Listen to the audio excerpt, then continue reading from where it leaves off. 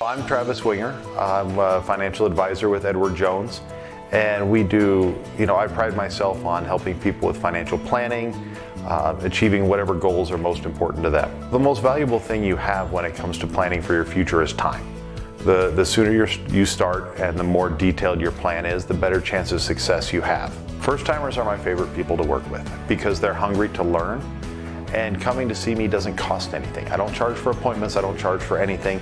Come in, talk to me, and all you'll leave with is a little bit more knowledge than you came in with. Edward Jones financial advisor Travis Winger, 435 Arapahoe Street, Thermopolis. Thermopolis Hardware and Mercantile is a proud supporter of Bobcats athletics. There's so much more than a hardware store. You'll find Ashley furniture and decor perfect for your home. There's a great toy selection, as well as tools, kitchen items, grills, and a garden section. That means there's something for everyone at Thermopolis Hardware. Don't forget to check out their variety of custom cabinets, window shading, and flooring. Hi, I'm Karen with Thermopolis Hardware. Buy local, be local. Go Bobcats! For a place to relax, sip on your favorite specialty lattes or tea, and find the best gifts for any occasion, Storyteller is the place for you. Books brimming with compelling stories, gifts for the kids like Legos and coloring projects, and something for your family and friends like hats, jewelry, or a bag of award-winning Mountain Air roasted jackrabbit Java. To learn more, visit StorytellerYO.com or swing by at 524 Broadway in Thermopolis. One-Eyed Buffalo Brewing Company is proud to sponsor this broadcast of Thermopolis Athletics. Enjoy some of the finest prime rib around at One-Eyed Buffalo every Friday, Saturday, and Sunday. You cannot beat their menu full of mouth-watering items like the Bison Burger or the many different varieties of mac and cheese. Top it off with one of their locally brewed adult refreshments on tap. One-Eyed Buffalo Brewing Company, 528 Broadway in Thermopolis.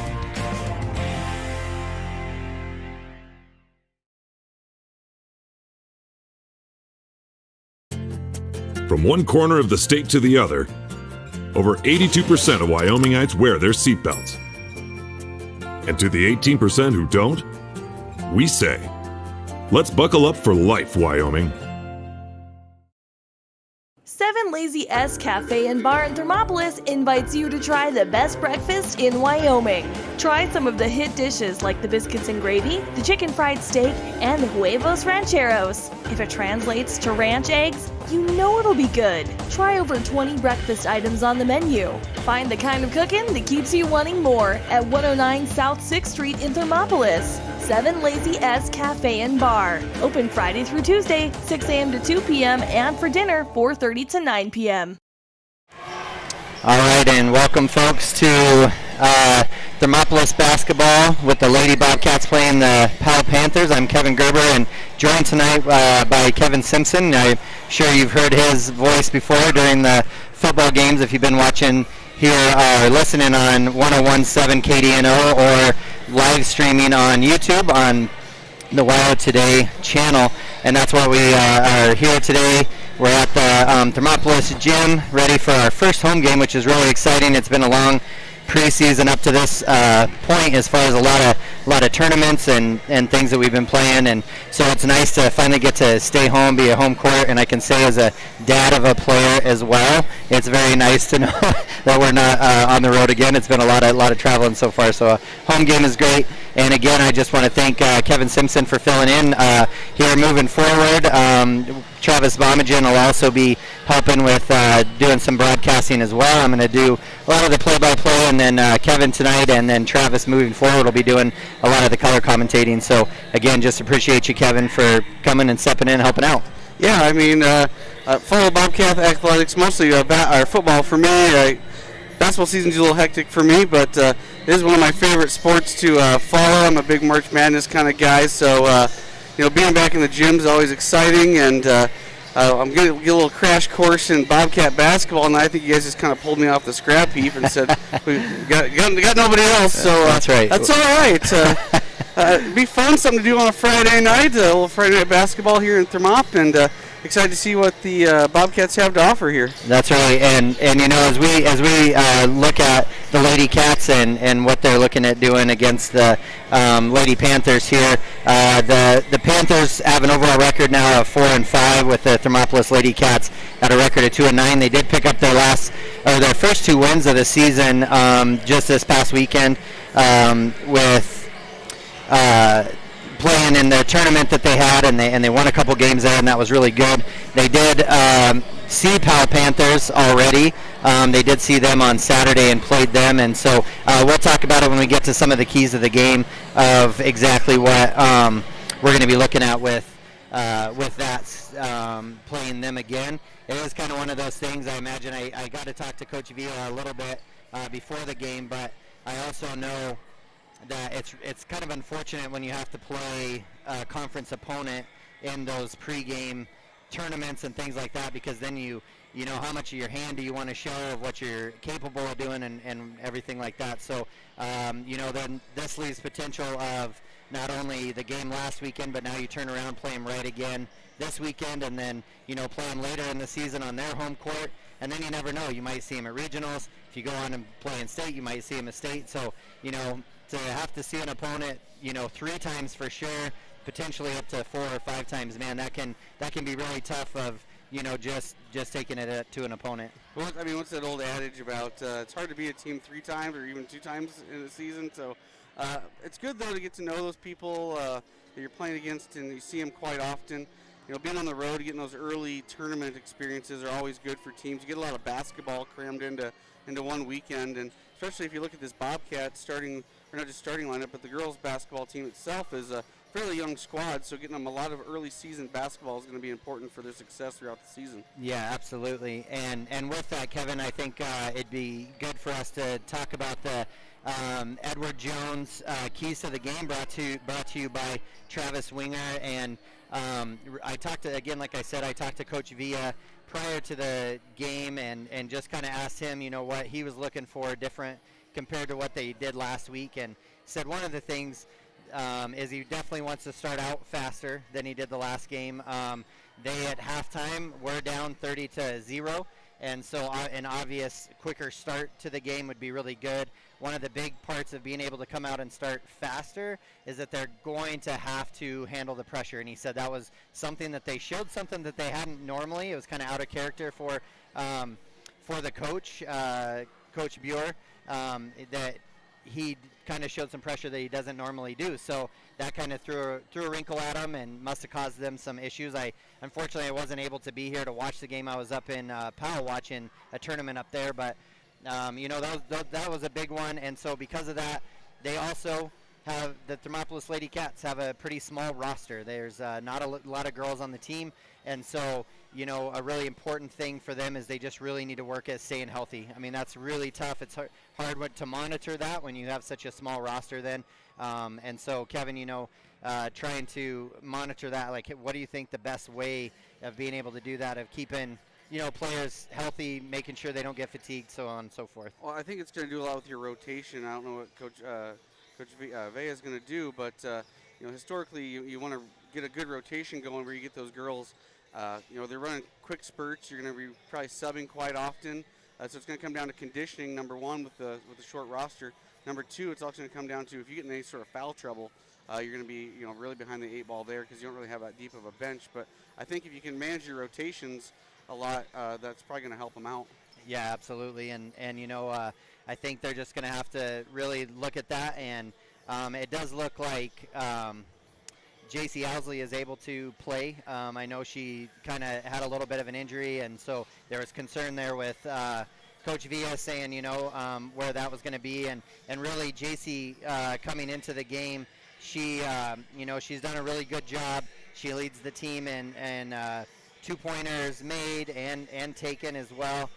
She does a really good job on her assists and steals. I mean, she's leading the team in that. She comes in as a freshman, and so, this is a huge experience for a number of freshmen that are playing on the team. Cameron Farrell's another one that comes out and plays really hard and does some good things as well. So, big expectations for them as freshmen, and it seems like the bit that I have been able to watch them, they've handled the pressure really, really well. And so because of that, again, come out starting a lot faster, handle the pressure, staying healthy, and then just being able to, again, I think you brought up a great point of being able to handle the rotations and everything like that. So I really want to thank again Edward Jones, Keys to the Game with Travis Winger.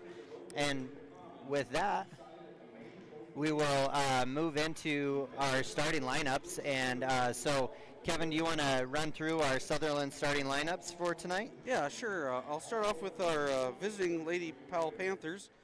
Starting number 2, I've got Wacy Harvey. She would be a junior guard. Number 10, Addie Thorington, she's also a junior. She'll be playing center.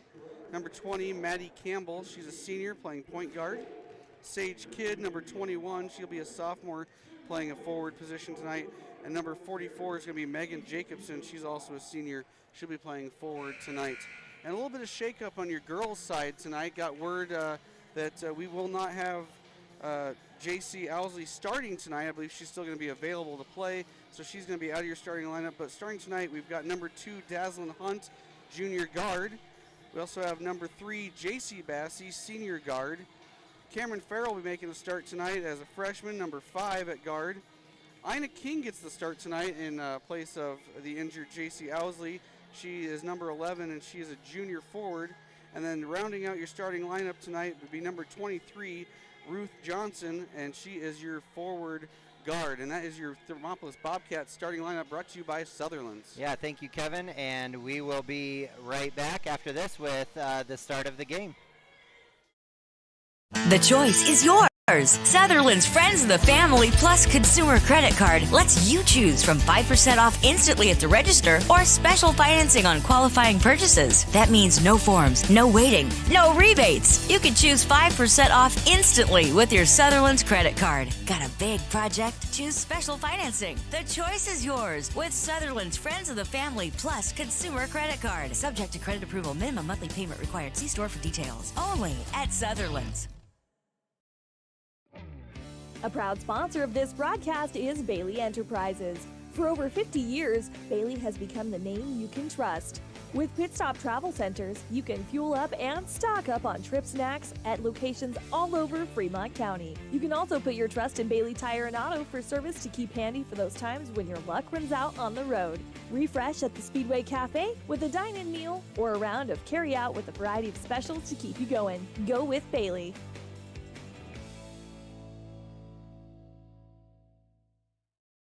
At some point, everyone is a pedestrian.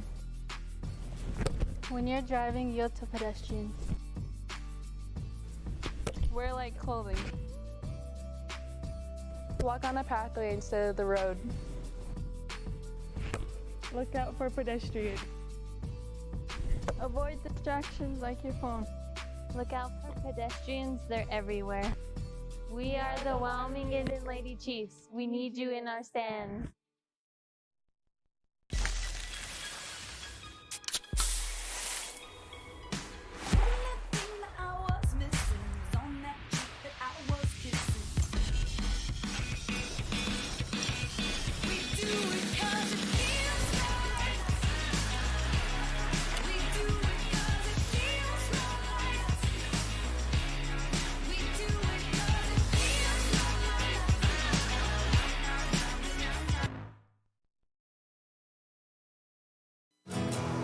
Here in Wyoming, we live by the spirit of the Wild West. Now where the sun's a little brighter, where the snows that fall are a trifle wider, where the bonds of home are a wee bit tighter, that's where the West begins. We're the bank that's with you wherever that spirit, because we're more than a bank in Wyoming. We're Wyoming in a bank. Pinnacle Bank, the way banking should be. Did you know the Gotchi Rehabilitation and Wellness in Thermopolis also has something called the Gotchi Wellness Center? It's your dream gym with cardio equipment, cable machines, free weights and dumbbells, hydraulic resistance machines, and personal trainers that care about your goals. The Wellness Center is huge and includes a rock wall, pegboard, sled, tires, punching bags, squat rack, and a whole lot more. Check out the Senior Wellness class. To take the first step to a healthier you, visit gotchi.org. Gotchi. All right, and welcome back to our pregame show here as we wrap it up as we're getting ready to start here. We just got to listen to one of the players, one of the starters, Ruth Ann Johnson, sing the national anthem. And man, Simpson, she always does a really, really good job. It's pretty much a blessing to have something like that, you know, to be able to start a game that way and listen to her sing. So she did a great job tonight. Yeah, I mean, multi-talented, right? That's right. Not just one sport athlete, but arts as well, not just sports. So sport everything. Right. Yeah, and she did a great job. So as they're going through the starting lineups right now, we're going to get ready to go. And tonight, the scoreboard's presented by Pinnacle Bank, so we'll be keeping you updated on, you know, time left and score as we move forward too. So, oh man, we got the lights out. Yeah, lights out. Spotlight going on. It's fun. I like when a school just kind of takes that next level for this and makes it exciting for the kids as they're getting ready to play. I don't know. I always like this part as a coach. I was always excited to have these things, and so it's good to see it and have it go up there. So JC Bassey, as she comes out, and I always like to see how the kids like to come out, their new handshake that they come up with each week, what excitement they have. So we have Cameron Farrell coming out, and like Kevin said, Ina King coming out starting for the usual JC Bassey, but she's starting out, and it'll be exciting for her too. Man, I've watched Ina a lot in volleyball. I haven't had the chance a lot in basketball, but man, I tell you what, Ina in volleyball is an exciting person to watch. She can jump through the ceiling, and she does a great job. So I imagine having her at center court jumping is pretty good now. She's a trackster. Yeah, that's her deal. Yeah. She can run. I'm not worried about her conditioning tonight. No, that's for sure. She'll do a great job. So at center court, jumping there is where they changed numbers on us, I think. Oh, no, number 10. I'm sorry. Thornton there jumping against Ina King. So Powell, he wins the jump there, and they'll be pulling it in. So drive in there by Harvey. Harvey passes it over to Kidd. Good pass inside. Shot up by Thornton. She got an offensive rebound, and then looks like potentially Ina King with a foul there. Oh, it was on Ruth Ann Johnson. Yep. So that'll be something for sure that Ruthie will, you know, again, going back to what you're talking about prior to the game is, you know, just have to really watch your fouls and everything because, man, if we get into foul trouble and we get into foul trouble early, that could make it a long game. So, but, you know, it turned out that the first shot there by Thornton was no good. The second one is up and a miss. Both Ina and Ruth Ann kind of both went after the ball at the same time. Ina had to save it, toss it back in, went right into Thornton. Now Campbell with the ball passes it over to Kidd, and they reset kind of up at the top with Campbell. So they're passing, the Bobcats running a 2-3 zone here. It looks like they're going to try to force them to either shoot from the outside, but JC Bassey really hounding them on the outside here. Passes it down to the short corner to Thornton. Thornton with that short corner shot, missed it, and it rattled off Jacobson's hands as she was trying to save it inbounds. So this is always an interesting one here, Kev, when they run a full court press and they get their bigs to run at the front of the press. They like to get their arms up and try to cause some havoc. Yeah, not an ideal spot to inbound that ball. They got right there in the corner, but right. Bobcats did a good job of stepping around that. Right. They actually have the break, and just the pass was too long. Yeah, just a little hard from, I believe it was Cameron to Dazzlin Hunt, and it just went over. So out of bounds, and now Powell's bringing the ball up. Pass over to Harvey, over to the three-point shot there. Campbell misses it. JC Bassey gets the rebound. JC, I tell you what, she is not the biggest person out on the court, but I tell you what, she plays a lot bigger than she is. She gets a lot of rebounds, and she's super fast. She's a good track athlete as well, and, man, she plays a lot bigger than she looks. So ball comes up to Ruth Ann Johnson. Ruth Ann makes a move and passes over to Ina King. They're kind of keeping the ball on the right-hand side. I imagine they're going to try to get it swung around here to the other side. So Ruth Ann did a great job of bringing it up top, kind of resetting them. Via hollering at him to move the ball a little bit. Dazzlin Hunt with the ball, brings it up to the top. Cameron Farrell gets a handoff. Cameron The spot up 3, and it is good. Hey, so right off the get-go, already off to a better start than we had last game, so great way to start the game. There with Cameron Farrell hitting a beautiful shot right at the top. So the ball comes over to Harvey. Harvey passes it over to Campbell. Campbell getting them set up there at the top. And 21 Kidd, she gets the ball, brings it over. Again, when they're running a zone, you got to be super patient, passing the ball around, trying to find those open spots. But right now, I tell you, Thermopolis is doing a great job of really pressuring them. Oh, and a great shot by Maddie Campbell, hitting a 3 there. So again, kind of a little bit slow in our rotations. Passes it, gets it to the middle. Ultimately, the goal is in a press as you want to get the ball to the middle, and they did a good job there. Just again, kind of an errant pass. So a turnover, and Campbell gets the ball to the top, passes it over to Harvey. Campbell again resetting him up at the top. Jacobson brings the ball over. Again, looking for that patient pass. Oh, a little bit slow in the rotation there, but again, a shot miss there by Campbell. Passing the ball forward, Dazzlin Hunt gets it, passes up to Cameron, and Cameron really good, seeing she didn't have numbers, so she brought the ball back out.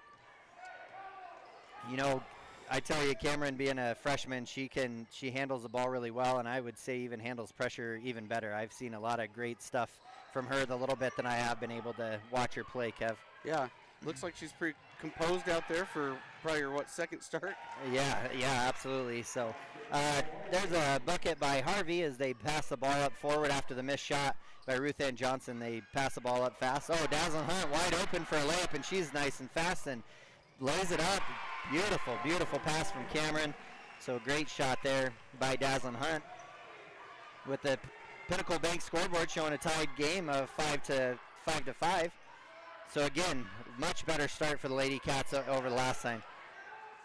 Pass in there to Thornton, but she misses the ball. She had a great jump, shot fake, and then drive baseline. Just happened to lay it up short. Kind of a fight over the ball there, and it ends up to be Lady Cats' ball. Yeah, Thornton knocks it out of Dazzlin Hunt's hand on the baseline, and unfortunately gives Powell the chance to reset that. I know, that press. Well, they're testing Ina's vertical right now because they keep passing it up high and trying to make her go for it. But there was a good spike there. But we are having JC Owsley, I apologize. She came in for JC Bassey. So JC Owsley is coming in. We'll have to see how her foot handles. And from the out-of-bounds play, a pass over to Maddie Campbell again. So that's her second 3 already. So a good shot by her. So now run a press break here. Oh, got to get it out of the corner there where there's that trap. That's where they want you to get it, kind of no man's land. And a turnover by Cameron Farrell. Harvey, she picks up the ball, passes it over. Campbell has it again, makes another shot. Campbell's not afraid to pull that trigger. No, she is not. And I think right now she's 3 of 4 or 3 of 5. Feeling it. Yeah, and she's there. And now again, a little bit of, I think Cameron's now after kind of bragging on her, she's feeling the pressure of a press coming at her full court, and there is a lot of pressure around her. So she threw it away again, and then as Ina King and Megan Jacobson were going for the ball, Ina ended up fouling her. So that was Ina's first foul. And pass inside and a shot up and by Floyd. No good by Floyd. The ball's on the ground. Ruth Ann Johnson working really hard. Almost stood up to go after the ball, but as it passed away, it looked like it got knocked away by Powell, but they're going to say that it was off the Bobcats. So Powell has the ball underneath the hoop, setting up for the out-of-bounds play. A toss up to Thornton, which is kind of a common out-of-bounds play, right? You see that a lot where they toss it up to the big in the middle, and she just catches it and shoots it. But as she was fading away, that's going to be 2 on Ina. Yeah, Ina King already with her second shot, and so Thornton will be shooting 2 free throws. First one up and rattles around and out. And no good. Okay. So Thornton, she's had two opportunities now at free throws and missing all of them so far. So Ina King will come out of the game, put JC Bassey back in, and that free throw's up and no good as well. Cameron Farrell kind of doing it's always a hard thing. Your body wants you to go and save the ball underneath your opposing hoop, but she threw it right into Powell. But Powell got the ball, missed the shot, and so they had to reset. Ball goes into Thornton. Thornton looked to pass it right back to Campbell, but the ball ended up back in Jacobson's hand, and she laid it up and in for 2. So scoreboard right now shows us 5-12. Panthers are up with about 2.5 left in this first quarter. J.C. Owsley over to Cameron Farrell. Cameron drives it in, kicks it out. Dazzlin Hunt with no good on the 3. Good rebound by Campbell there. She rips it down and now is bringing it up the court. Passes it forward up to Floyd. And now Campbell has it again. She's setting them all up. If I was her, I'd be calling my own number, I think. Pass it over to Harvey. And then she passes it into the high post to Thornton. Thornton, what a great look. Yeah, it saw the short corner, and that's a 2-point shot there by Floyd, I'm sorry. Dazzlin turns it over, ball's tipped. Oh, they get their own rebound. Harvey gets it again, tries to put it back up, and gets fouled. Good. Looks like it got a foul. So, an offensive foul there. Wow. Yeah. I kind of missed that, Kevin. I'm not really sure what happened there, but she must have gave her a little forearm shiver trying to go up, maybe. I'm not. Yeah, or lowered her shoulder, maybe. And that's something I'm noticing early here is the Bobcats are struggling with rebounding. I mean, they're going down, getting a good-looking shot down here. They're not getting a second chance. Powell's coming down here and getting about 2 or 3 shots at possession. Yeah, and a lot of that comes to, we always called it the baby bird effect. You know, they put their hands up and they're just waiting for the ball to come down and don't quite get it. Shot there by J.C. Bassey. Rebound by Floyd. She brings it all the way up and gets it down low into the post, but then kicks it out. And then Ruth. Is that going to be Ruth Ann's? Yeah, that'll be a second foul on Ruth Ann as well. So our bigs down low right now, Ruth Ann and Ina, both with 2 fouls. So again, tough to play with such a short roster because we really only have 5 on the bench. So 10 total on the roster right now for the varsity squad. The ball gets passed over to Jensen. They had a few subs come in, and so I apologize on some of the names. Looks like Ruth Ann challenged a shot, and shot doesn't go in there by Kidd, and I don't know, the ball bounced around. Ruth Ann kind of covered up, so she didn't get landed on, and I thought it looked like it went out of foul again, but maybe not. So inside out, Campbell gets the ball. A shot, good contested shot and a miss, but Powell does get the ball back. Floyd gets it down low. She's going to hang on to it. Looks like Dazzlin Hunt gets in there. Yep. So a jump ball. I believe that'll go to Thermopolis. Bodies are flying everywhere. Yeah, and good to see. I think that's a good answer for Via's Lady Cats to answer after the way the last game kind of started out and went. And then an offensive foul on J.C. Owsley as she came in. It looks like she kind of raised that left arm to try to guard the ball and must have just been up just a little bit high and caught her in the chest and called the offensive foul. So Campbell will bring the ball up again. Bobcats already got 5 fouls in the first quarter. Yeah, it's going to be tough here moving forward. Over to Jensen. Campbell feeling it still. She's not afraid to pull that trigger like you said, Kevin, and she shot it. A great rebound again by J.C. Bassey.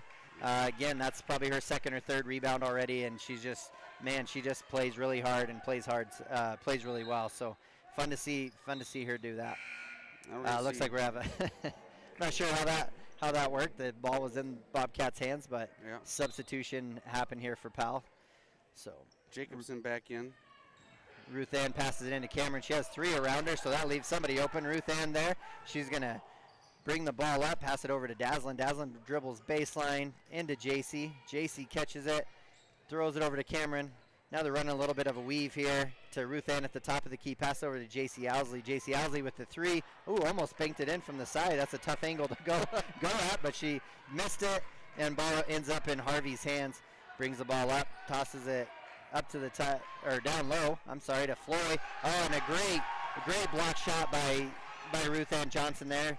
She gets the ball, and again, Powell is not afraid to put that full court pressure on even after a missed shot. The standing block, nonetheless. That's right. Didn't even jump.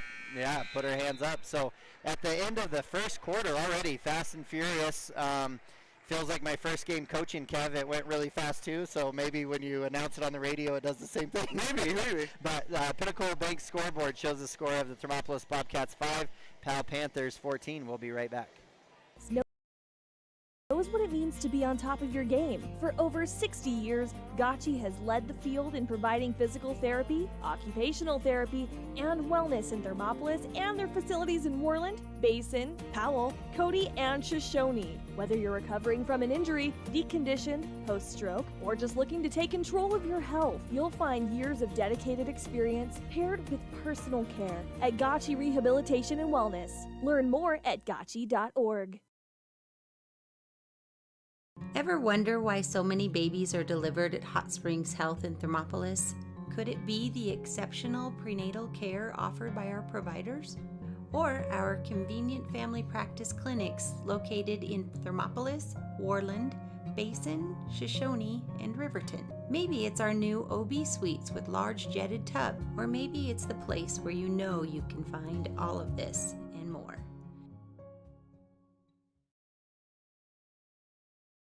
There are two ways.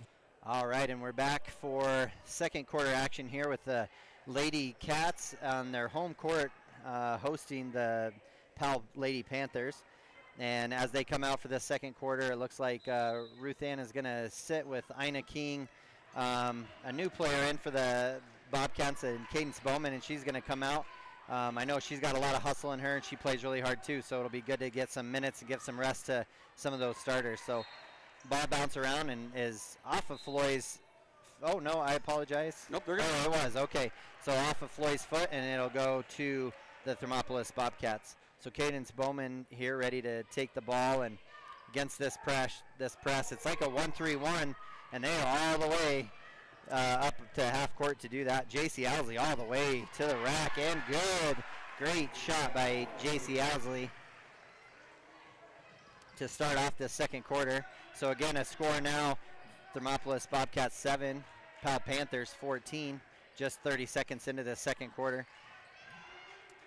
Good job by Ina King. Yes, she did a great job down there as they look to pass it in.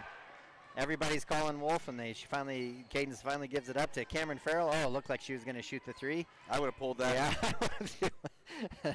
I don't think either of us ever saw a shot that we didn't like, though, Kevin. No.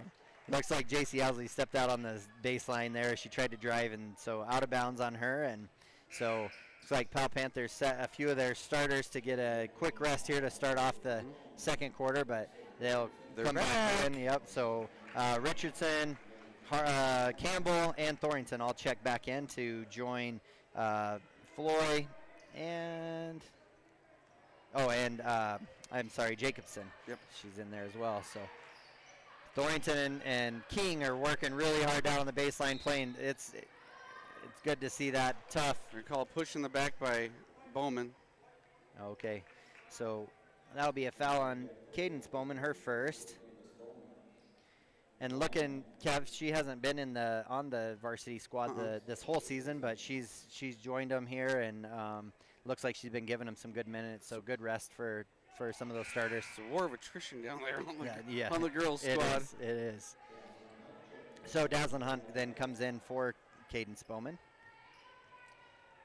So again, that's where you appreciate, somebody that comes in and knows their role, comes in, gives somebody good rest, gives good minutes, and plays hard. And yeah, she got a foul, but that's all right. That's like me playing rec ball. I'll give you a couple hard minutes. I might foul someone. That's right. Dazzlin Hunt over against this man-to-man defense the Lady Panthers are going. J.C. Bassey with a great drive in, a good shot, but just off the backboard there, rebound by the Powell Panthers, passes it over to Floyd. Floyd has it over in the corner. She's calling for it. She passes it into Jacobson. Jacobson with a left-hand shot. Oh my gosh, she's vertical or horizontal to the ground, somehow able to throw that ball up and in with her left hand. What a great shot by Jacobson in the second quarter here. A good save by Cameron Farrell as the ball was about to go out of bounds, and then she saved it in. They were able to bring it across the half-court line, and Ina in and pass it over to J.C. Owsley. Moving the ball, Via's calling for him to move that ball around fast up at the top of the horn to try to see some openings, and doesn't want to see him with the ball kind of standing over their head and everything. So with that, he calls a timeout, and we will be back in 30 seconds. Here. The expensive way and the smart way. The expensive way is when you buy a new truck or SUV and the dealer sells you the brush guard, the heavy-duty bumpers, the steps, lights, winch, you name it. He rolls it all in with your loan into your monthly payment. But here's the smart way. Shop at Wyoming 4x4, where you get expert advice from Dan, quality gear, professional installation, all for a whole lot less than you'd spend at a car dealer. Wyoming 4x4 on North Federal in Riverton. The smart way to roll. All right, and we're back after the timeout here at Pinnacle Bank scoreboard with 5:55 left in this first half with Thermopolis Bobcats 7 and visiting Powell Panthers 16. And I think VA called a timeout there, Kevin, to just kind of get them to get into their offense and do what he's asking them to do. Yeah, you got to let the ball work that zone, and they're just kind of getting sticky fingers here. Right. So Ruth Ann Johnson at the top drives hard to the elbow and then kicks out. Kind of working that right side. Ruth Ann Johnson with a three-pointer. Oh, no good, but a good shot by Dazzlin. Hey, great job. So Dazzlin Hunt runs to the corner. Floyd kind of waiting there just to let it go out of bounds, and Dazzlin saved it, and when Floyd caught it, she actually had a foot on the line, so ball stays there. So those hustle plays, man, that's the difference between a 30-0 half and a 7-16. So good to see those hustle plays happening. Moving the ball around to Ruth Ann, and Dazzlin Hunt with the shot. Nice high shot, man, right off the front of the rim. It seems like the shots are just a little bit short there. And Alexa Richardson goes up with a 2-point shot on a fast break there. It's like balls goes out of bounds, so we'll have a couple subs come in. So we'll have Harvey and Erickson will come in. I believe this is Erickson's first few minutes that she's coming in.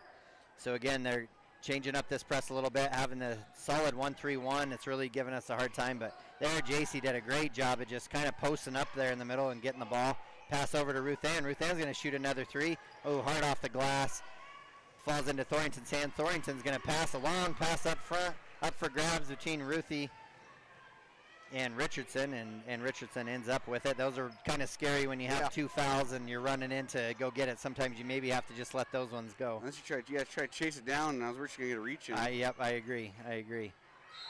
So ball there goes into Harvey, and Harvey tries to drive in. Good pressure by the Lady Cats, and they kind of backed off, and she fell down to the ground with the ball and travels, so comes into Bobcats.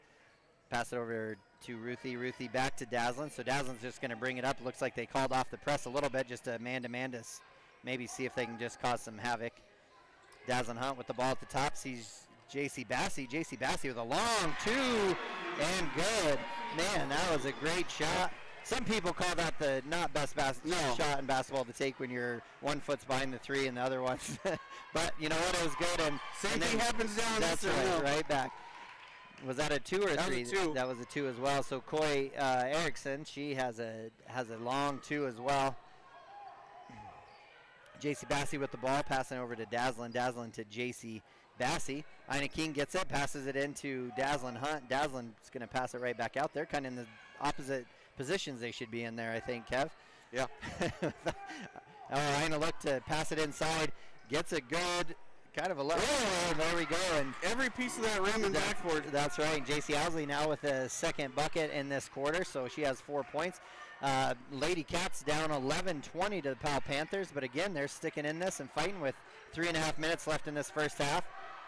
Shot goes up and is no good by Richardson, and Dazzlin Hunt with a rebound. Passes it up to Ruth Ann Johnson. Pass it back over to Dazzlin. Dazzlin's going to bring that ball up. Dazzlin being patient, bringing the ball up. Throws it over to Ruth Ann. Ruth Ann, oh no, I was afraid that was going to happen. She looked to drive, and you know, coaches kind of saw what was happening. They're looking to drive right to the elbow there, and she just got beat to the spot. It was the right idea. I don't know if she got beat to the spot. She extended that forearm, and that's what got her the foul. Yeah, you're right. She kind of got there, and then she gave the little push out with the forearm, and once the arm went out, I knew she was in trouble. Right.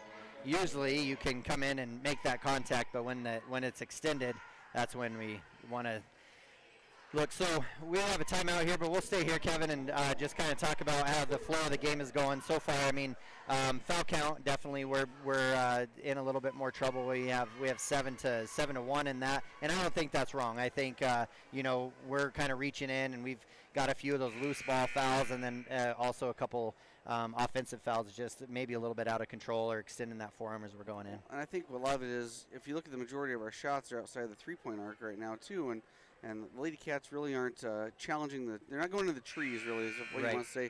They're not challenging the lane. They're not challenging the bigs down there and getting to the line. So, I mean, the shots they're taking Powell's going to contest. Right. And they're doing a good job contesting them, but there's nothing down there inside that they're going to bang around and get those extra shots for. Yeah, and a lot of those fouls have come on second chances for Powell as well. So,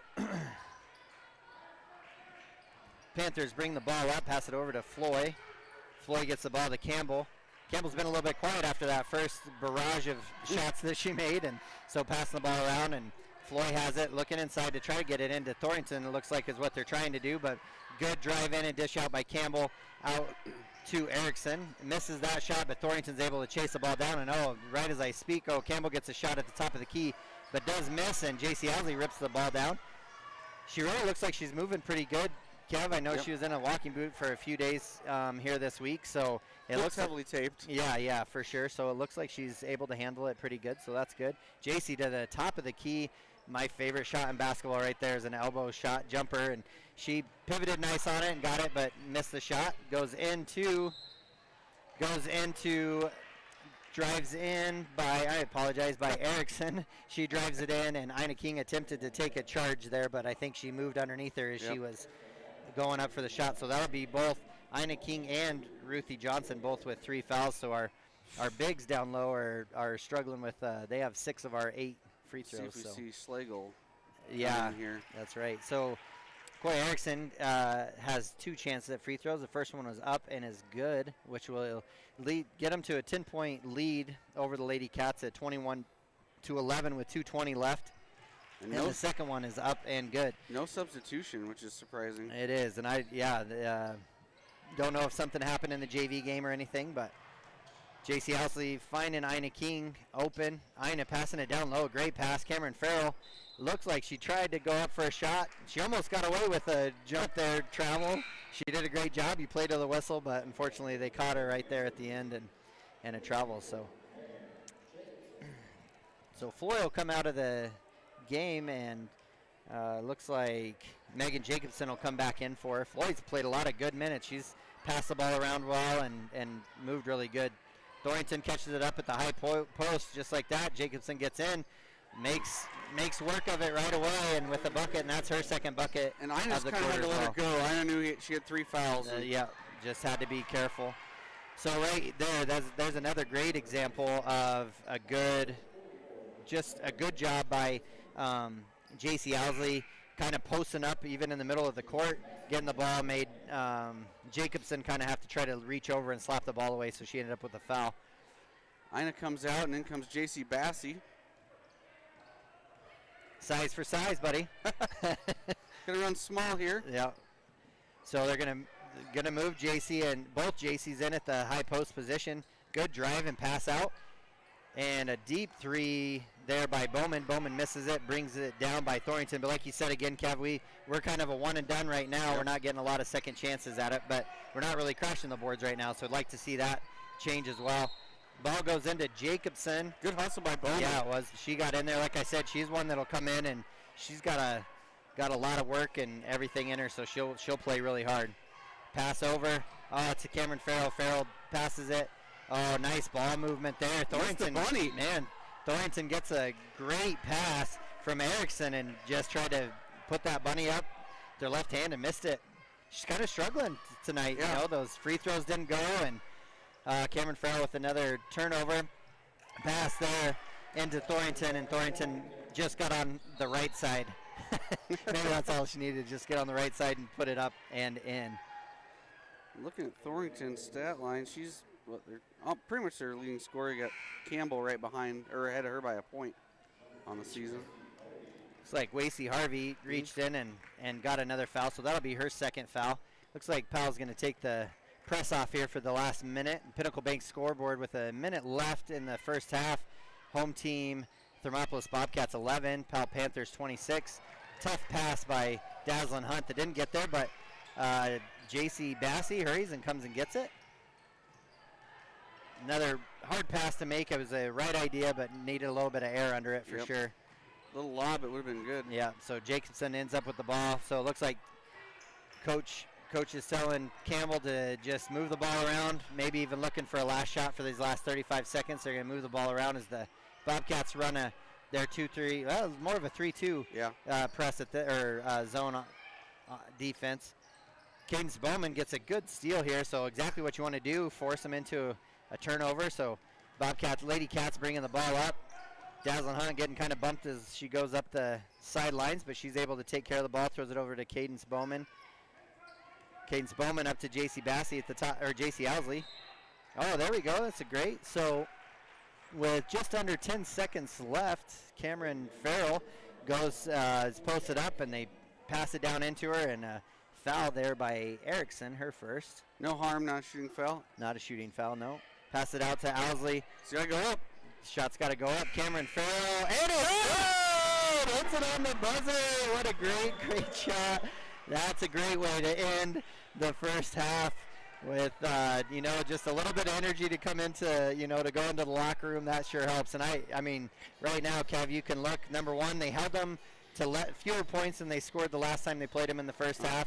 They have 26 instead of 30, and we were at 0. And this game we're at 14, so a 12-point deficit. It's got to feel good for the Coach Villa as he's going in to have some things to talk about. And you always love to see your team answer to something like, just a week out of playing that same team that kind of blew you out in the first time, to answer it and come back. Yeah, pretty good showing by the girls.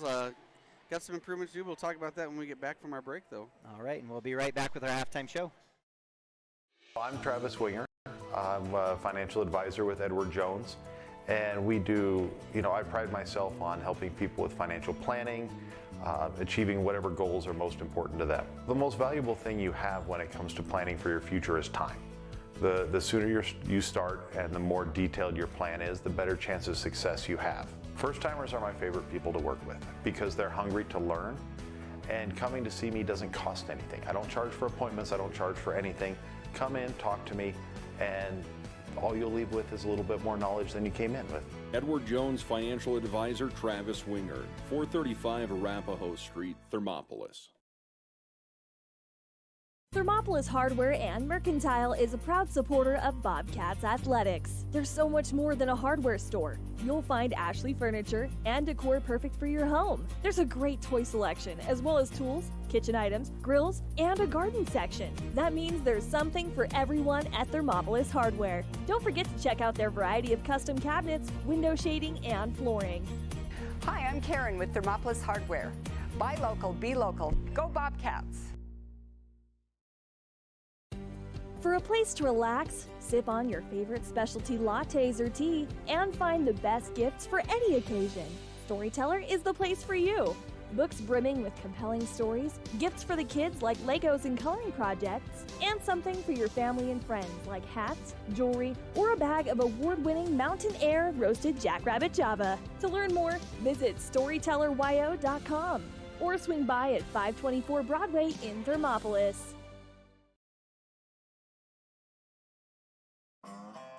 One-Eyed Buffalo Brewing Company is proud to sponsor this broadcast of Thermopolis Athletics. Enjoy some of the finest prime rib around at One-Eyed Buffalo every Friday, Saturday, and Sunday. You cannot beat their menu full of mouth-watering items like the Bison Burger or the many different varieties of mac and cheese. Top it off with one of their locally brewed adult refreshments on tap. One-Eyed Buffalo Brewing Company, 528 Broadway in Thermopolis.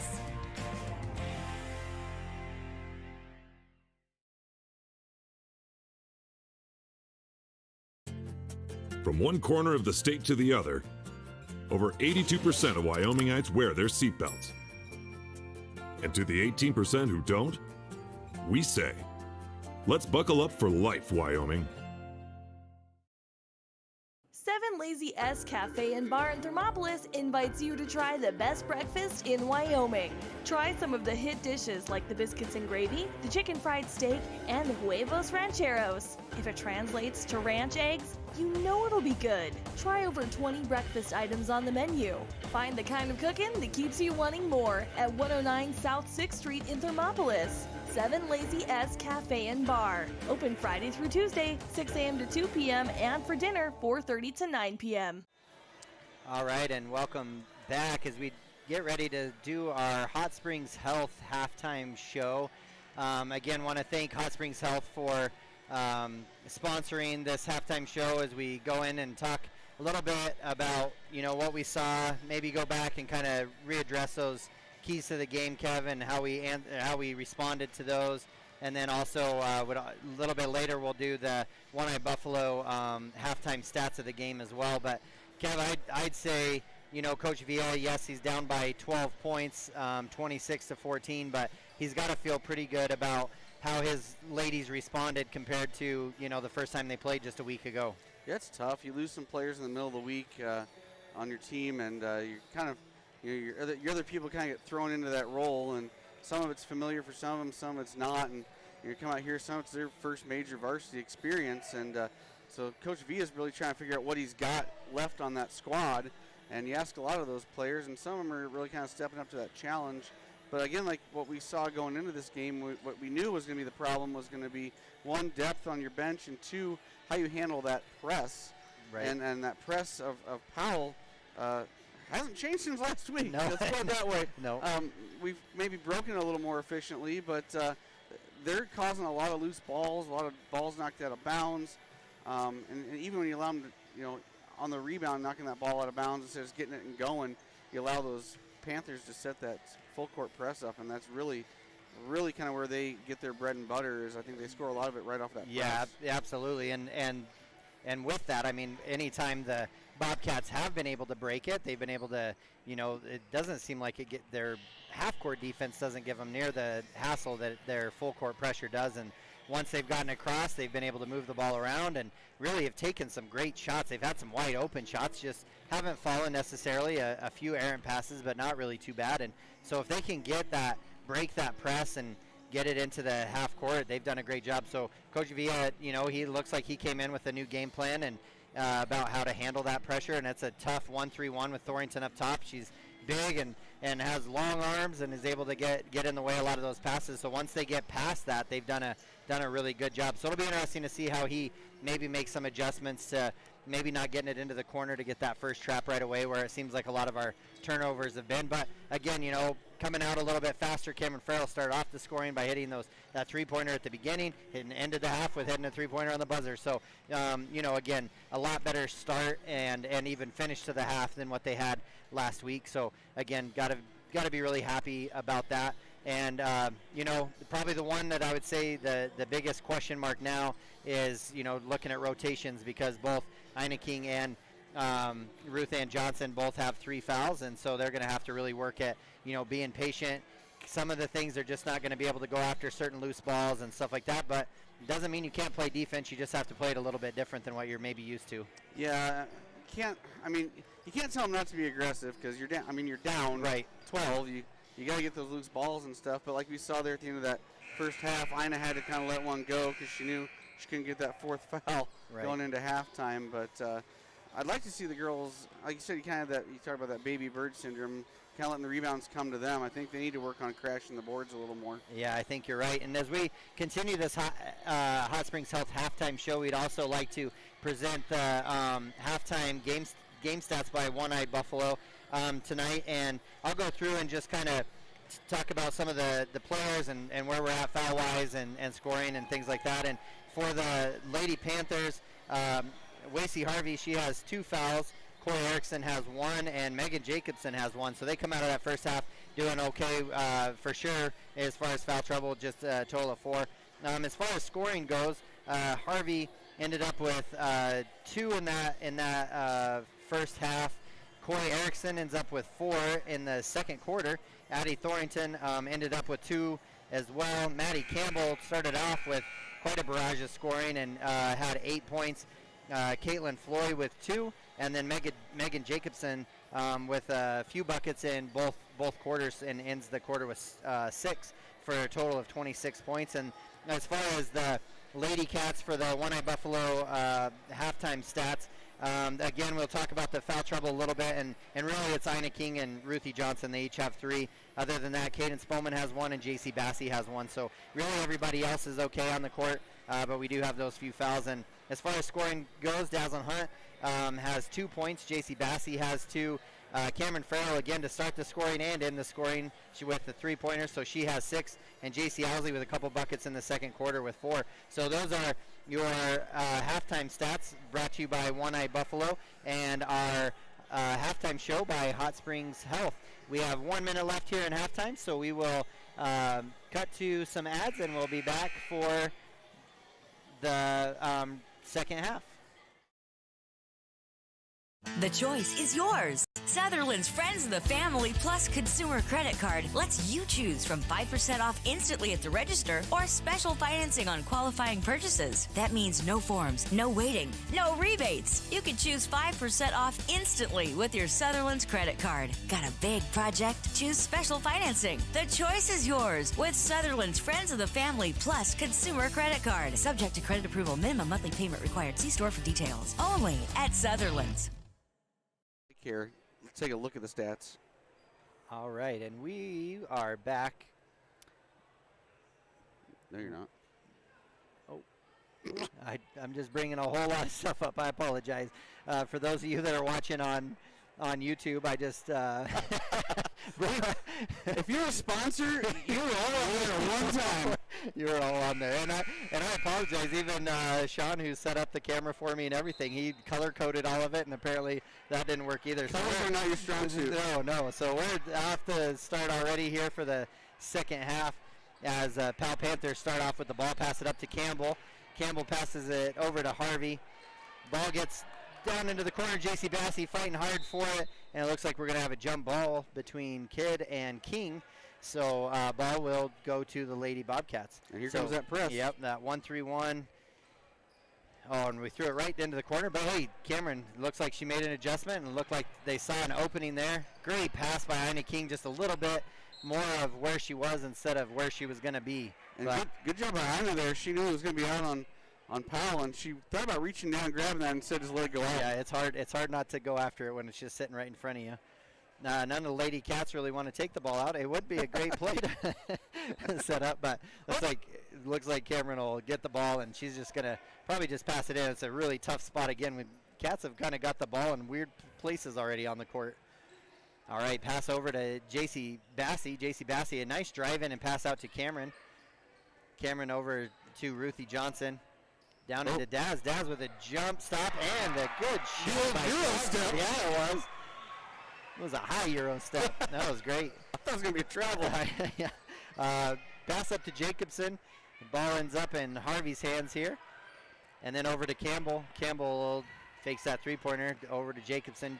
Back to Campbell. Campbell drives in hard. Thornton gets the ball, passes it out. Over to Jacobson. Shot up by Kidd. No good. Thornton with the offensive board and putback.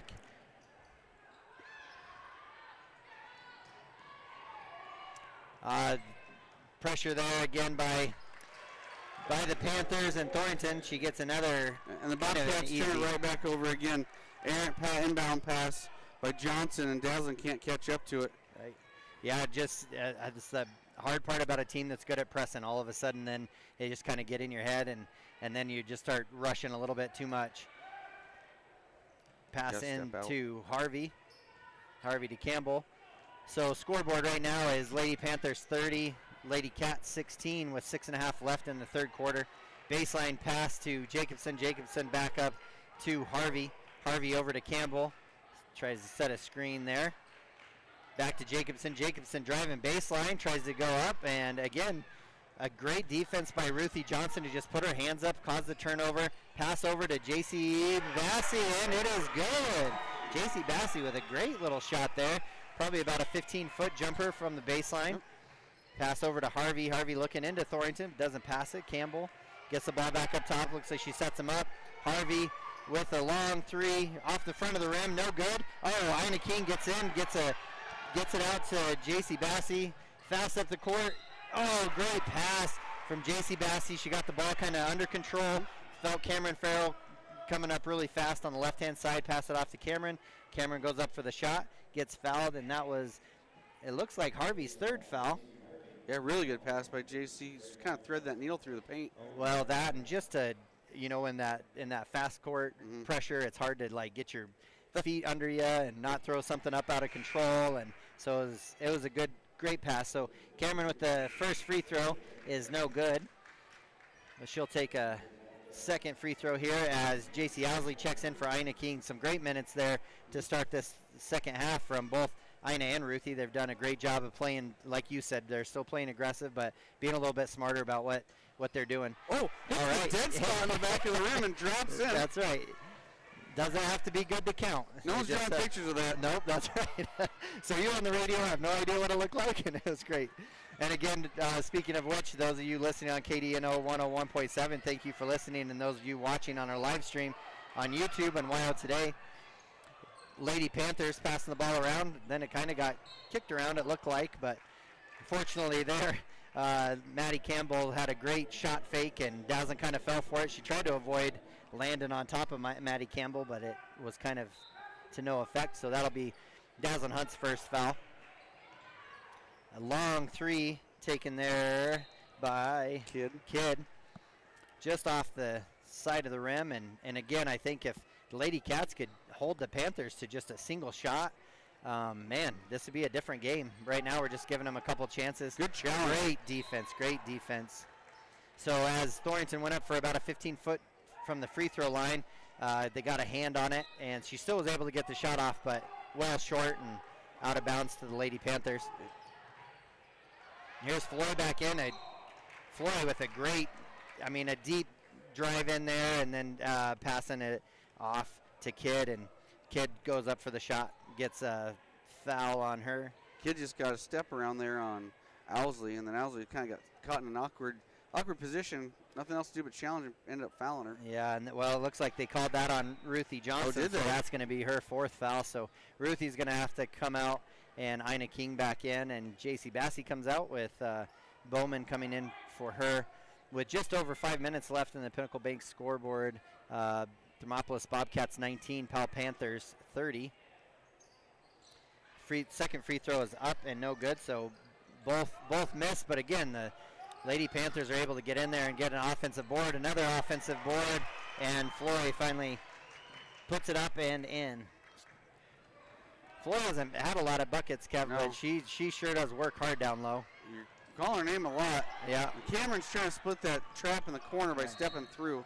Right, and then Dazzlin Hunt kind of just said, I'm going to take this under my own hands, and I'm just going to go, and with that got pushed and knocked down. Looks like Maddie Campbell will pick up that foul, and that is her first foul.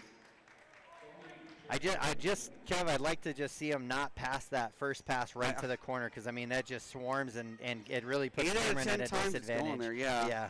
And it just has been tough for her to try to get out of there and cause some turnovers. So out to Ina King. J.C. Owsley gets it at the top. A great screen by Ina King. It looks like Thornton blocks her shot. Campbell ends up with the ball, and Bowman's able to slow it up by knocking the ball away. Those are the ones as a coach that you see her and she's able to knock a ball away by reaching in, and then you're like, oh, I wish they wouldn't reach in. Ina's aggressive on defense. I'd like to see her, use that on the offensive side. I feel like she'd square up and face the basket.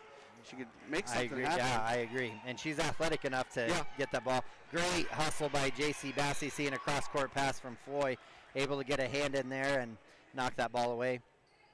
So Jacobson will take it out of bounds on the far side, pass it over to Campbell. Campbell will get their offense set up here.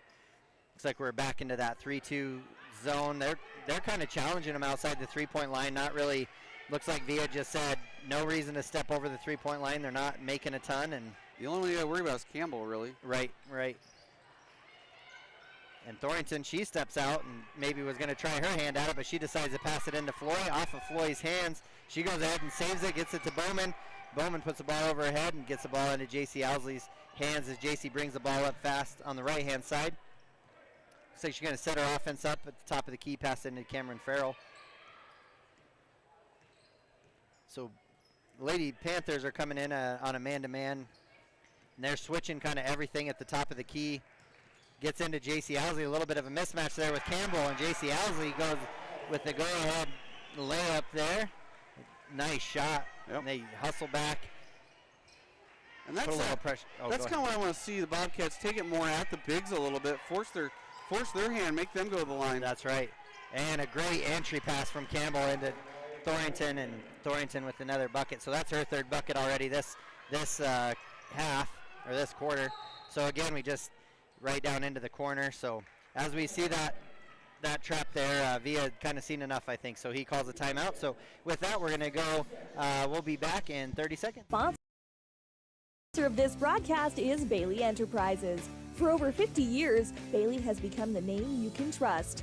With Pit Stop Travel Centers, you can fuel up and stock up on trip snacks at locations all over Fremont County. You can also put your trust in Bailey Tire and Auto for service to keep handy for those times when your luck runs out on the road. Refresh at the Speedway Cafe with a dine-in meal or a round of carry-out with a variety of specials to keep you going. Go with Bailey.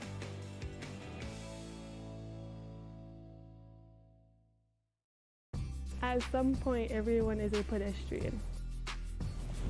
When you're driving, yield to pedestrians. Wear light clothing. Walk on a pathway instead of the road. Look out for pedestrians. Avoid distractions like your phone. Look out for pedestrians, they're everywhere. We are the Wyoming and Lady Chiefs. We need you in our stand. All right, and welcome back to the second half of the Lady Bobcats basketball here against the Lady Panthers of Powell. Pinnacle Bank scoreboard shows just under 3 minutes left in this third quarter with the Powell Lady Panthers leading 34 to the Thermopolis Lady Cats 21. So a timeout there, trying to readjust, I imagine, how they're going to run this press breaker. And Cameron Farrell, not a great pass to the middle, but it was there and it was open, so the idea was there, and so it was a good look, just not too J.C. Owsley up and over her head. So Powell has the ball now, and they're going to work that ball around. Campbell, she hasn't taken a shot for a while, and man, there it was. She knocks down another three. She has a really pretty shot. Yeah, she has some range on it too. Yeah. So that was a nice shot. But again, opposite corner, but just another tough one there, and a lay-in by Campbell. So she has back-to-back buckets there after some pressure. So they're trying to get the ball maybe there we go, and that was a lot better. J.C. Owsley with a great pass over to Ina King. Ina King with the save, and goes right into Cameron Farrell, and Cameron Farrell with an and one bucket right there. So she's going to get a chance at the old-fashioned three-point play, and what a good, well, it started off with a great pass from J.C. Owsley to Ina, and Ina just mishandled the pass a little bit, but hustled after the ball, saved it right into Cameron, and then Cameron went up with that left hand and finished with the and one. So, nice and strong. Yes, she did. So it'll be good to see that. So Cameron now with a free throw in this quarter, she'll have a chance, like I said, at the old-fashioned three-pointer, and it's up and good. So scoreboard now 39-24, so a 15-point lead for the Lady Panthers with just over 2 minutes left in this third quarter. Pass comes over to Richardson. Richardson passes it up to Erickson. So back and forth between those two as they kind of look for an opening and to the high post. Down to Floy. Floy on the low post. Ina trying to draw offensive foul, but just not quite fast enough. So a no call there as Floy went up for the shot. And Richardson up and good with a 2-point shot. Almost was able to steal the ball from her, and then she ripped it away, and all of a sudden there was just an open lane for her to take it in. So Powell calls off the press as they bring in kind of their second group as they let their starters get a rest. So they're going to call off that full court press and just let the Lady Cats bring it up. But Ina King into the high post there. She has a great 15-foot shot, just falls short. J.C. Owsley with the rebound. Bowman with the ball. All right, nice shot right there from her. From the right elbow. Good head fake. Yeah, to the right and pop it up and in. Yeah, it's great. And I've watched Cadence play a few games last year too, in the JV games and stuff. And she has a good shot. And when she starts feeling it, it's it's like anybody. You start seeing a ball go through the bottom of the net, that always helps. So Powell Lady Panthers are going to pass the ball around a little bit. Looks like, not sure what happened there, but it looks like as Cammie Jensen drove the baseline, I don't know if she tripped on her own feet or something. She went tumbling, but the ball ended up going off of Ina King. So Lady Panthers will take the ball out. It's going to come right back out to the corner where it came from. See this one in everybody's repertoire, I think, and it's always open. It's amazing to me. Yeah, right. Shot goes up and is no good by Erickson, but they do once again get an offensive rebound. Ooh, a tough pass there by Richardson to try to pass it in through 3 Lady Cats, and the Lady Cats get their hands in the way of that, knock it out of bounds, so they're going to get the ball underneath again. So again, it's a really easy and simple out of bounds play. So they run the same thing again, and that was really great. Steps out, and then Floy, who took the ball out of bounds, just steps right in that baseline. I like to see that was back-to-back out of bounds plays. So. And then they're going to get with the jump ball. Powell another inbounds under the basket again. So we're just going to see all their out of bounds plays here, one after another after another. That's when they went 4 low on that and just pass it up and then get it up to Richardson. Richardson over to Erickson, and Erickson hits the 3. So apparently it's the 3rd out of bounds play that officially gets you the shot. So 10 seconds left here in the 3rd quarter. Lady Panthers up 44-26 over the Lady Cats. Over to J.C. Owsley. Owsley to Dazzlin Hunt. Dazzlin Hunt with a long 3, high arcing shot, but no good. And then the ball just kind of bounces around there, and as the buzzer goes. So as we're ending the 3rd quarter of this game, there is the Pinnacle Bank scoreboard shows the Lady Bobcats 26 and the Lady Panthers 44. We'll be back right after this.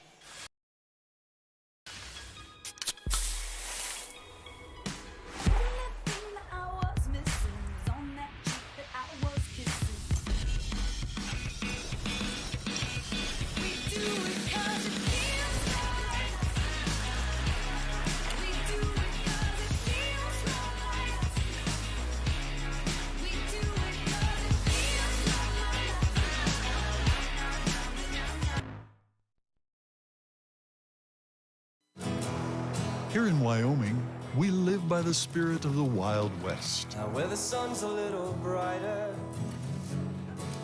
where the snows that fall are a trifle wider, where the bonds of home are a wee bit tighter, that's where the West begins. We're the bank that's with you wherever that spirit, because we're more than a bank in Wyoming. We're Wyoming in a bank. Pinnacle Bank, the way banking should be. All right, and we're back with the 4th quarter of this game between the Lady Bobcats on their home court against the Lady Powell Panthers. And the Pinnacle Bank scoreboard shows the home Lady Cats 26, the Lady Panthers 44. And the Lady Cats are going to start this 4th quarter out with the ball. Tough pass again from Cameron Farrell. She's going to have a hard time getting that ball entry. It looks like Powell might change up the way they're going to run a press and show a little bit something of a half-court trap as soon as it goes in. And I think they're kind of starting to see that, you know, Cameron's maybe having a hard time handling the pressure, so they're just like, hey, anytime it goes into her, we just need to trap her. And Campbell comes through the body and gets a foul. Cameron going to bring it up now, one-on-one. Now it's Campbell's 2nd foul, so pass it over to Ruthie Johnson. Ruthie back up to Cameron. So again, as soon as she's gotten it, there's 2 girls kind of coming right at her, but that leaves somebody open. Kind of want to see him get it onto the other side. Yep. Oh, a tough pass. Try to pass it over the top, but tough pass trying over the top, but Powell got their hands on it, and then Dazzlin tried to run in and rip it away, but as she was doing it, she was kind of running with the ball. So I think anybody had possession. I can call travel on it, but that's just me. So the Lady Panthers are going to bring the ball up. Campbell with the ball, top of the key, passes over to Harvey. Harvey down to Jacobson. Harvey gets it back and passes it down in the short corner to Floy. Floy with a attempt to just pass it cross court down into the short corner. A tough pass that goes over her head and out of bounds. I don't think because of that pass, but Floy comes out and Kidd will check in for her. I think it's going to be the 18-point difference as we're going to see some substitutions. Yep. So Powell showing a little bit of a different press here, 3/4 court, 1-2-2 press. And relentless. Thornton's able to come back, and she's able to get the ball, pass it up to Campbell. Campbell with the left-hand shot and is up and good. So again, this pressure is not giving us quite as much of a hassle, but if they just need to slow down a little bit, take a deep breath, pass the ball around. They're going to have to move it with some urgency just so that not wait for that trap to come and get them. Good hard pass from J.C. Owsley. Thought she saw J.C. Bassey in the short corner. A tough pass to make, and it goes over the head of J.C. Bassey. So it looks like Coach Villa is going to want to take a look at this one and talk about now how to play against this 1-3 or 1-2-2 half court trap that they're going to do. So we'll be back in 30 seconds. Did you know the Gotchi Rehabilitation and Wellness in Thermopolis also has something called the Gotchi Wellness Center? It's your dream gym with cardio equipment, cable machines, free weights and dumbbells, hydraulic resistance machines, and personal trainers that care about your goals. The Wellness Center is huge and includes a rock wall, pegboard, sled, tires, punching bags, squat rack, and a whole lot more. Check out the Senior Wellness class. To take the first step to a healthier you, visit gotchi.org. Gotchi Rehabilitation and Wellness knows what it means to be on top of your game. For over 60 years, Gotchi has led the field in providing physical therapy, occupational therapy, and wellness in Thermopolis and their facilities in Worland, Basin, Powell, Cody, and Shoshone. Whether you're recovering from an injury, deconditioned, post-stroke, or just looking to take control of your health, you'll find years of dedicated experience paired with personal care at Gotchi Rehabilitation and Wellness. Learn more at gotchi.org. All right, and we're back after the timeout. So the Powell Lady Panthers will bring the ball out. Campbell working the ball around up at the top, throw it into the short corner. Kidd with the shot, and hey, look at that, one and done. Hey! Great rebound by J.C. Owsley. Good way to stop those shooting. Looks like J.C. Bassey got the ball. Maybe could have been a foul there, but it also maybe got her feet moving faster than her body was ready for it and just kind of lost the ball and it went out of bounds. So Campbell will bring the ball up. Again, Lady Cats choosing to stay in this 3-2 defense, which really has worked good. I think if we could just box out and get, not have any more second chance points go up, that would be super helpful. Pass goes inside, and then back out to Campbell. Campbell to Jacobson, over to Campbell again. Looking at the backside, they're kind of doing the same as the Bobcats, kind of forgetting there's another side of the court. Right.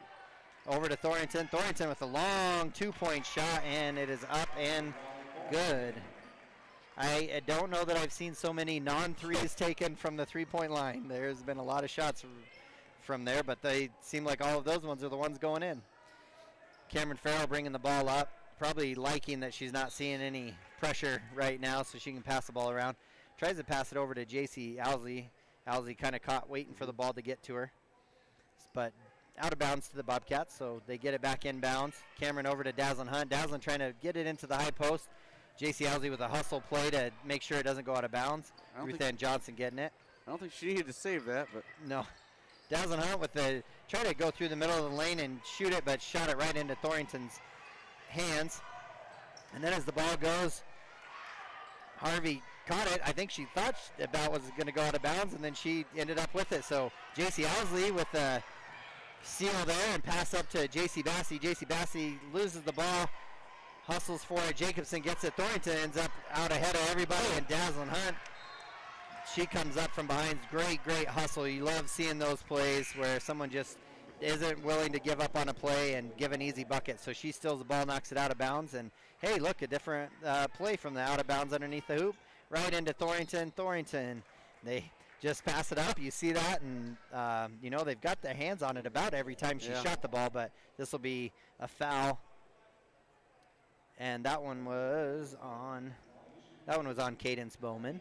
So that'll be her second foul. Can you imagine how good of a play that would have been if people would have jumped? Right. And that one's up and in. All right, and Thornton makes her first one. So a second shot here. Pinnacle Bank scoreboard shows 4:30 left in this game with the Thermopolis Bobcats 26, Powell Panthers, Lady Panthers at 50. And we're going to have a line change. It looks like complete line change. Yeah, so Lady Panthers are going to sub out all their starters and kind of let them get the congratulations as they come off the court. So get your roster ready. That's right, 24-point game here, but Lady Cats are going to still keep chunking away at this and see what they can do here at the end of the game. I definitely never think a game's over until it's over. So a great pass then, just right like that. JC Owsley with a great pass into Dazzlin Hunt. Dazzlin Hunt up and good, right in the middle of the key, getting the foul. So she'll have a chance at a three-point play here. And again, putting points on the board when the clock stopped. You can just, I mean, that's what you want. Why not post up your second smallest person on the court? Yeah, hey, she got in there. She's had a couple shots. She's done a great job. 50% of the time it works every time. That's right. Free throw is up and is no good, and Powell Panthers come down with the rebound by Camry. Or Cameron. Sorry, not Cam. That's all right. That was last year. That's all right. Yeah, whatever. Yeah. We swapped out a Camry for a Cameron. Yeah. All right, Cameron with a great steal, and then she tries to pass it up to a fast break to JC Owsley, just out of reach for her. And that could have been, maybe a little bit of that soreness. Cameron and JC played a lot of basketball together, so maybe originally she's able to get to that one, but being all taped up a little bit harder.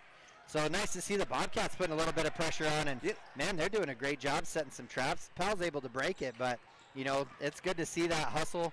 So again, that's where Cadence Bowman, Dazzlin Hunt, their speed, and JC Bassey, their speed's really going to show off doing stuff like that. So passing the ball around, Floy up to Erickson. Erickson passes it over, and Jensen gets it. Back over to Floy. Floy to Bennett. And Dazzlin getting in there, playing tough. Jason. Oh, that's great. JC Bassey getting in there, getting on the floor. Floyd's able to get the ball. She passes it up to Bennett. Bennett now getting into a little bit of trouble, maybe get a 5 count. Oh, no, she just gets it out to Floyd. So now Dazzlin's going to get up there as Floyd tries to readjust what she's doing. And the Lady Panthers coach there, she's decided, okay, I've seen enough of that. I'm going to change some stuff up as well. So they call a timeout. So we have a full timeout. So we'll be right back after a word from our sponsors. Ever wonder why so many babies are delivered at Hot Springs Health in Thermopolis? Could it be the exceptional prenatal care offered by our providers?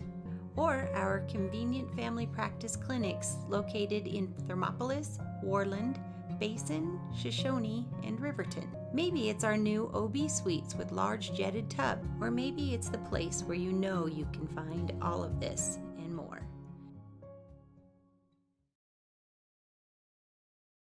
There are two ways to buy 4x4 gear, the expensive way and the smart way.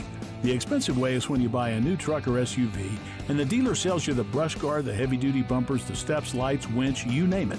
He rolls it all in with your loan into your monthly payment. But here's the smart way. Shop at Wyoming 4x4, where you get expert advice from Dan, quality gear, professional installation, all for a whole lot less than you'd spend at a car dealer. Wyoming 4x4 on North Federal in Riverton. The smart way to roll. All right, and we're back after the timeout there taken by the Lady Powell Panthers, and the Pinnacle Bank scoreboard shows just under 3.5 minutes left in this contest with the Lady Bobcats 28, Lady Panthers 50. So making probably some adjustments there of how they want to be playing this and moving the ball around. And usually when you put in that second group, Kev, you still want to see them, do some things, run their offense, understand what it's like to be on a varsity court because it is a little bit faster. Yep. So we'll see a little action out of Hill here to finish the game. Yeah, Hannah Hill checks in. We'll call her sophomore. Oh, sophomore. Time flies. That's right. I don't know how many years it does. I'm just giving him a hard time because we know Shannon's listening. We appreciate it, Shannon, and your daughter's out there playing hard. So a pass inside and a shot up and good by Cammie Jensen. As the ball comes up from Cameron Farrell. Nice drive all the way. Hey, draws that foul. So Cameron kind of doing a few things here where she's, once that pressure kind of from the press has come in, she's been seeing a little bit of daylight, and that sure helps. Well, and like I said, at halftime, I like to see them drive and challenge it down below now. And look at the foul count now in the second half, 6-4. Right, and you're right. Every time they've driven in, they've drawn that foul, and Cameron Farrell's first shot is up and is good. That last foul was on Cammie Jensen, and it looks like that was her second foul. And The second foul by Cameron was a little bit flat, but hey, Hannah Hill gets in there, gets the offensive board, pass out to JC Bassey. Shot's no good, but what a great job by Hannah Hill getting in there and playing hard. Cammie Jensen comes down with the ball. Now they're going to hold it there at half court. Erickson is. And Richardson, looks like they're going to force the Bobcats to kind of come out of that press, have to play man-to-man, and that's what they're doing. So looks like they're maybe not going to try to score so much unless it's just a layup would be my guess, but drive it in there and right on cue. Erickson pushes in and gets that shot. I apologize for coughing there. We got Maggie Landon checking at the scorer's table. So we'll see here at the next dead ball. Cameron Farrell passes it over to JC Bassey right down into the short corner. Again, there she's again being aggressive, shooting up with that left hand. Doesn't make it, but again, like you said, nice to see her get aggressive there around the rim. Richardson with the ball, passes it over to Erickson. Erickson drives the ball in. Looks like she's going to try to get in there, and she gets an offensive board and a putback. So Erickson with a shot, an offensive board, a putback, and ends up drawing a foul there. So it looks like she's going to have a and one. Looks like the refs are trying to discuss who the foul was on? Who the foul was on, maybe? Or if it was on the floor on the shot. 23 with a push. All right, so it looks like that's Ruthie's. That was on Ruthie, so that's going to be her fifth foul. And we got a couple subs for Powell. Maggie Landon comes in for Cameron Farrell, and then Ina King comes in for Ruthie Johnson as she fouled out. But, you know, Ruthie played really well this half, knowing that she had those 3 fouls. I mean, played tough, and that was, you know, she came over to play help defense on that one and just kind of got under her as she made that shot going after the ball. So good pressure there by Cadence Bowman and Maggie Landon to cause a turnover. Double dribble. Hannah Hill's going to get the ball and pass it back to Cadence Bowman. So it looks like Powell's going to go into man-to-man as well. So see a little bit of a different offense there for the Lady Cats to run. Down into JC Bassey in the corner. Pass up to Ina King. Ina King over to Maggie Landon. Landon drives in, looks to pass it out, gets it to Bowman. Bowman out to Hill. Hill with a deep three. Rising fire! Oh, and just off. But, hey, great rebound there by Maggie Landon. Cadence Bowman looking for a deep three. And it's good! Great shot there. So there's a couple buckets for Cadence Bowman this quarter, giving her 5 points. So what a great shot there. And, again, second chance points. Ina King jumps up there, bats it out, gets a pass around. So now the Lady Panthers are going to pass the ball around up here. Bennett with the ball, looking for cutters to go in as Fields gets in for some of her first playing time. Over to Erickson. Erickson gets the ball, passes it. Looks like she passed it out to Bennett. Oh, Bennett with a little bit of a trick there, and bouncing the ball around. Oh, Cadence Bowman looks like she reached in and tried to bat the ball away from behind. 24 is playing soccer. A little ball off the head a couple times. There took a couple of headers. That's right. So Cadence Bowman picks up her fourth foul. Looks like it's still on the floor. So we're still not in bonus, which is. Oh, have some out of. Thought there was going to be a one-on-one there. Pinnacle Bank scoreboard shows Lady Cats 32, Powell Panthers 56 with 35 seconds left in the game. Bennett passes it out. Looks like they're going to kind of hang on to the ball till the end. Fields with the ball, passes it in. Oh, shot goes up by Kokoro Baba, and she makes the shot with it for an and one. Kokoro? Kokoro? I think it's Kokoro. Kokoro Baba. All right. What a great shot. From the excitement of the team, I'm guessing she doesn't get to play in a whole lot, so what a great moment for her to go up and shoot, and she doesn't get the and one, but 20 seconds left, 32-58. Lady Panthers lead over the Lady Cats. Pass into Ina King at the top of the key. A handoff to Maggie Landon. Maggie Landon drives in. Oh, missed shot there, but great play by them. Rebound comes down to Fields. Fields driving her. Maggie giving some pressure. Cadence Bowman putting pressure too. I love it. I love to see them not give up at the end of the game. You know, they can always just stand and not keep playing, but why not get better while you're out there? And that's just what the Lady Cats did. So Pinnacle Bank's scoreboard at the end of this game shows Lady Cats 32 and the visiting Powell Lady Panthers 58. We will be back right after this with the post-game show and the pre-game show for the boys Bobcat team. I'm Travis Winger.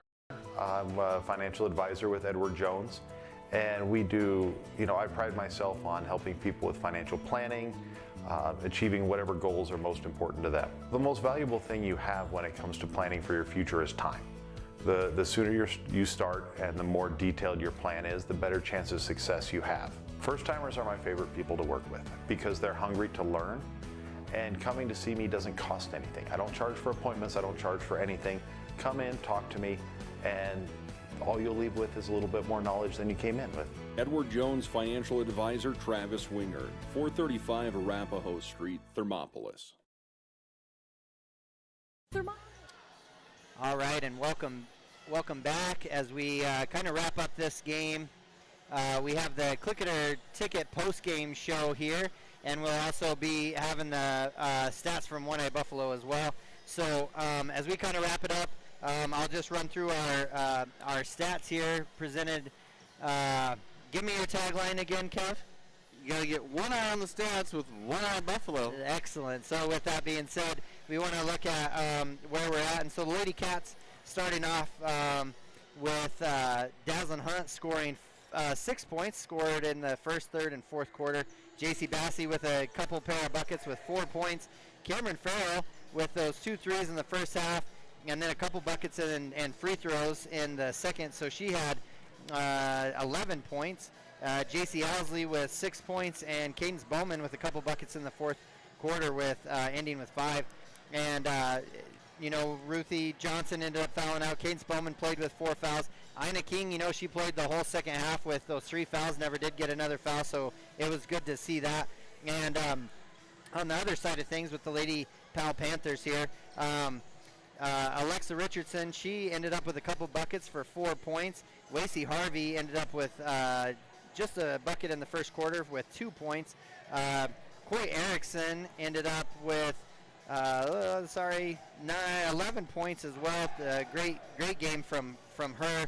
Addie Thornton had a kind of a rough first half with just the 2 points, but then she came back in the second half with 9 points, so ended up with in the game with 11.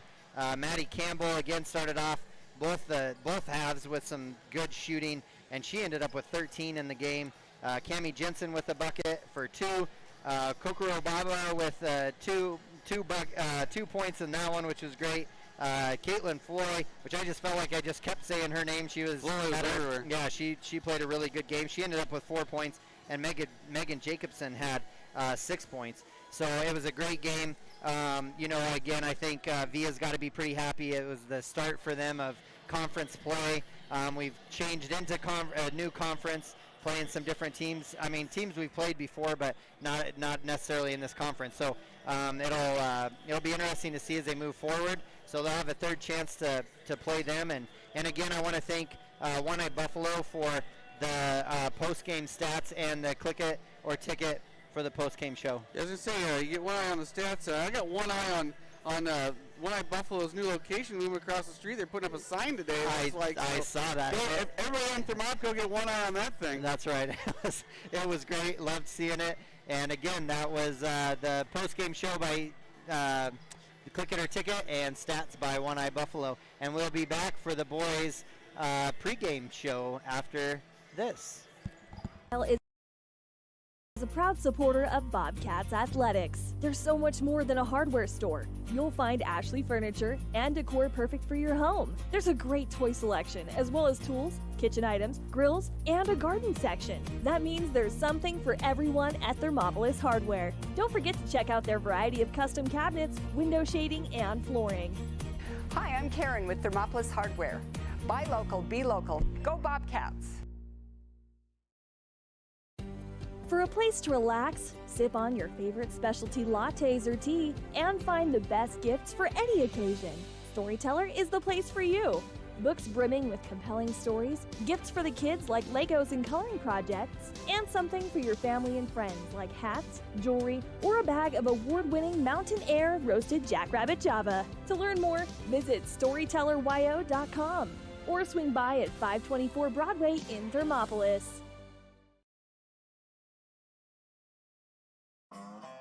One-Eyed Buffalo Brewing Company is proud to sponsor this broadcast of Thermopolis Athletics. Enjoy some of the finest prime rib around at One-Eyed Buffalo every Friday, Saturday, and Sunday. You cannot beat their menu full of mouth-watering items like the Bison burger or the many different varieties of mac and cheese.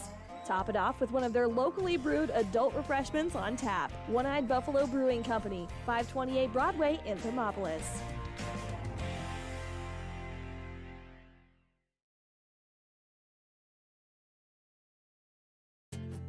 From one corner of the state to the other, over 82% of Wyomingites wear their seatbelts. And to the 18% who don't, we say, let's buckle up for life, Wyoming. 7 Lazy S Cafe and Bar in Thermopolis invites you to try the best breakfast in Wyoming. Try some of the hit dishes like the biscuits and gravy, the chicken fried steak, and the huevos rancheros. If it translates to ranch eggs, you know it'll be good. Try over 20 breakfast items on the menu. Find the kind of cooking that keeps you wanting more at 109 South 6th Street in Thermopolis. 7 Lazy S Cafe and Bar. Open Friday through Tuesday, 6 a.m. to 2 p.m. and for dinner, 4:30 to 9 p.m. The choice is yours. Sutherland's Friends of the Family Plus Consumer Credit Card lets you choose from 5% off instantly at the register or special financing on qualifying purchases. That means no forms, no waiting, no rebates. You can choose 5% off instantly with your Sutherland's credit card. Got a big project? Choose special financing. The choice is yours with Sutherland's Friends of the Family Plus Consumer Credit Card. Subject to credit approval. Minimum monthly payment required. See store for details. Only at Sutherland's. A proud sponsor of this broadcast is Bailey Enterprises. For over 50 years, Bailey has become the name you can trust. With Pit Stop Travel Centers, you can fuel up and stock up on trip snacks at locations all over Fremont County. You can also put your trust in Bailey Tire and Auto for service to keep handy for those times when your luck runs out on the road. Refresh at the Speedway Cafe with a dine-in meal or a round of carry-out with a variety of specials to keep you going. Go with Bailey.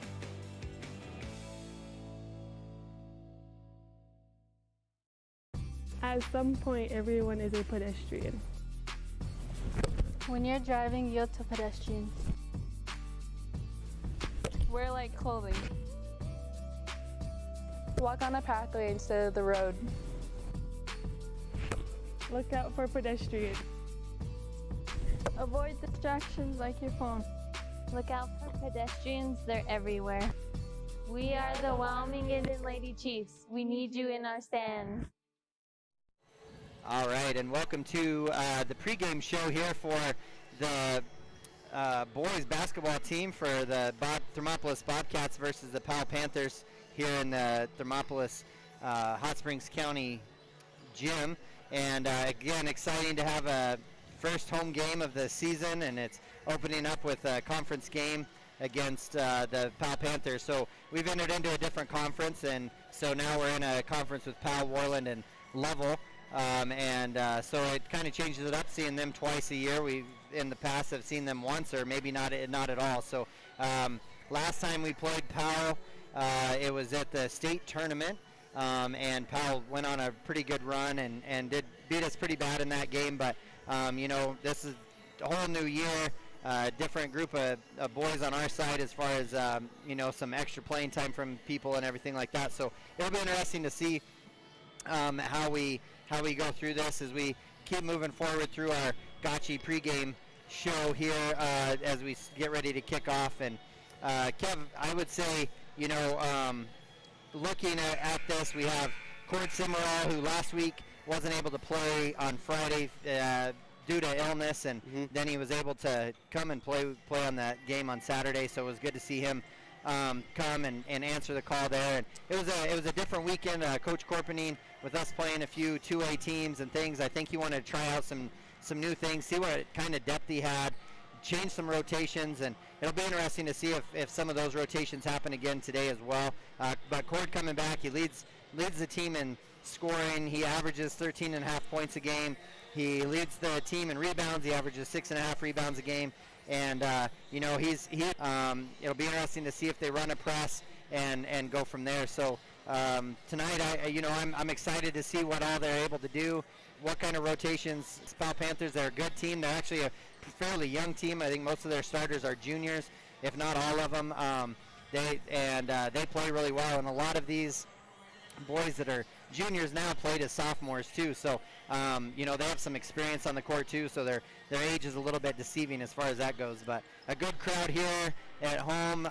Get good and loud. It's fun to watch these boys play, running up and down the court, causing some havoc, and going from there. Yeah, I'm looking at season coming into this matchup. They're 4th overall according to the White Owls. Anything to I think they're a formidable opponent tonight. Bobcats, a lot of players out there warming up on the court. I think they've got some good depth, some good height out there as opposed to some of the teams maybe we've seen in the past. Right. So we'll see how that matches up against this Powell team, because these Powell boys don't look like they're a short bunch of kids either. No, that's very true. And so with that, we'll start off with Edward Jones' keys to the game from Travis Winger, and I'll run through them just real quick. I think they're going to have to work on their rotations. How are they going to be able to handle some of these different rotations? There in Powell at the tournament, they were Coach Korpening was he was subbing in 5 guys at a time, kind of running 2 groups, wanting them to run, use all their energy, and then come out. So I think really, to me, it's going to be like, how is the team going to be able to handle their rotations, play with some guys on the court that maybe they haven't played with all the time, and start building some camaraderie out on the court that way, and I think that's going to be really good. So that's to me, that's the key to the game, presented by Edward Jones. And with that being said, Kev, would you mind going through our Sutherland starting lineups? Yeah, Sutherland starting lineups. We'll say number 3, Marshall Lewis. He is a junior starting at guard. Number 4, Brock Johnson. He is also a junior. He is a guard/forward. Trey Stenverson, I believe is how you pronounce his name. He is also a junior forward. Then we have number 23, Jet Schwann. He's also a junior forward. And Gunnar Erickson, number 30, junior guard. So all junior starting lineup over there for the Powell Panthers. And your starting lineup tonight, like I said, kind of going back to where they started. We've got number 0, Jet Longwell. He's a junior. Then his brother, number 2, McCoy Longwell, senior. He's a guard. Number 11, Gavin Shumway. He's a senior guard. Cord Simmerall, number 12. He is also a senior forward. And then rounding out your Bobcat starting lineup, Corbin Simmerall, number 22, as a senior forward. And those are your Thermopolis U by Sutherlands. All right, and that is our pregame show. And so with that being said, as we call out as they're getting ready to do that, we'll cut away to some ads and we'll be right back.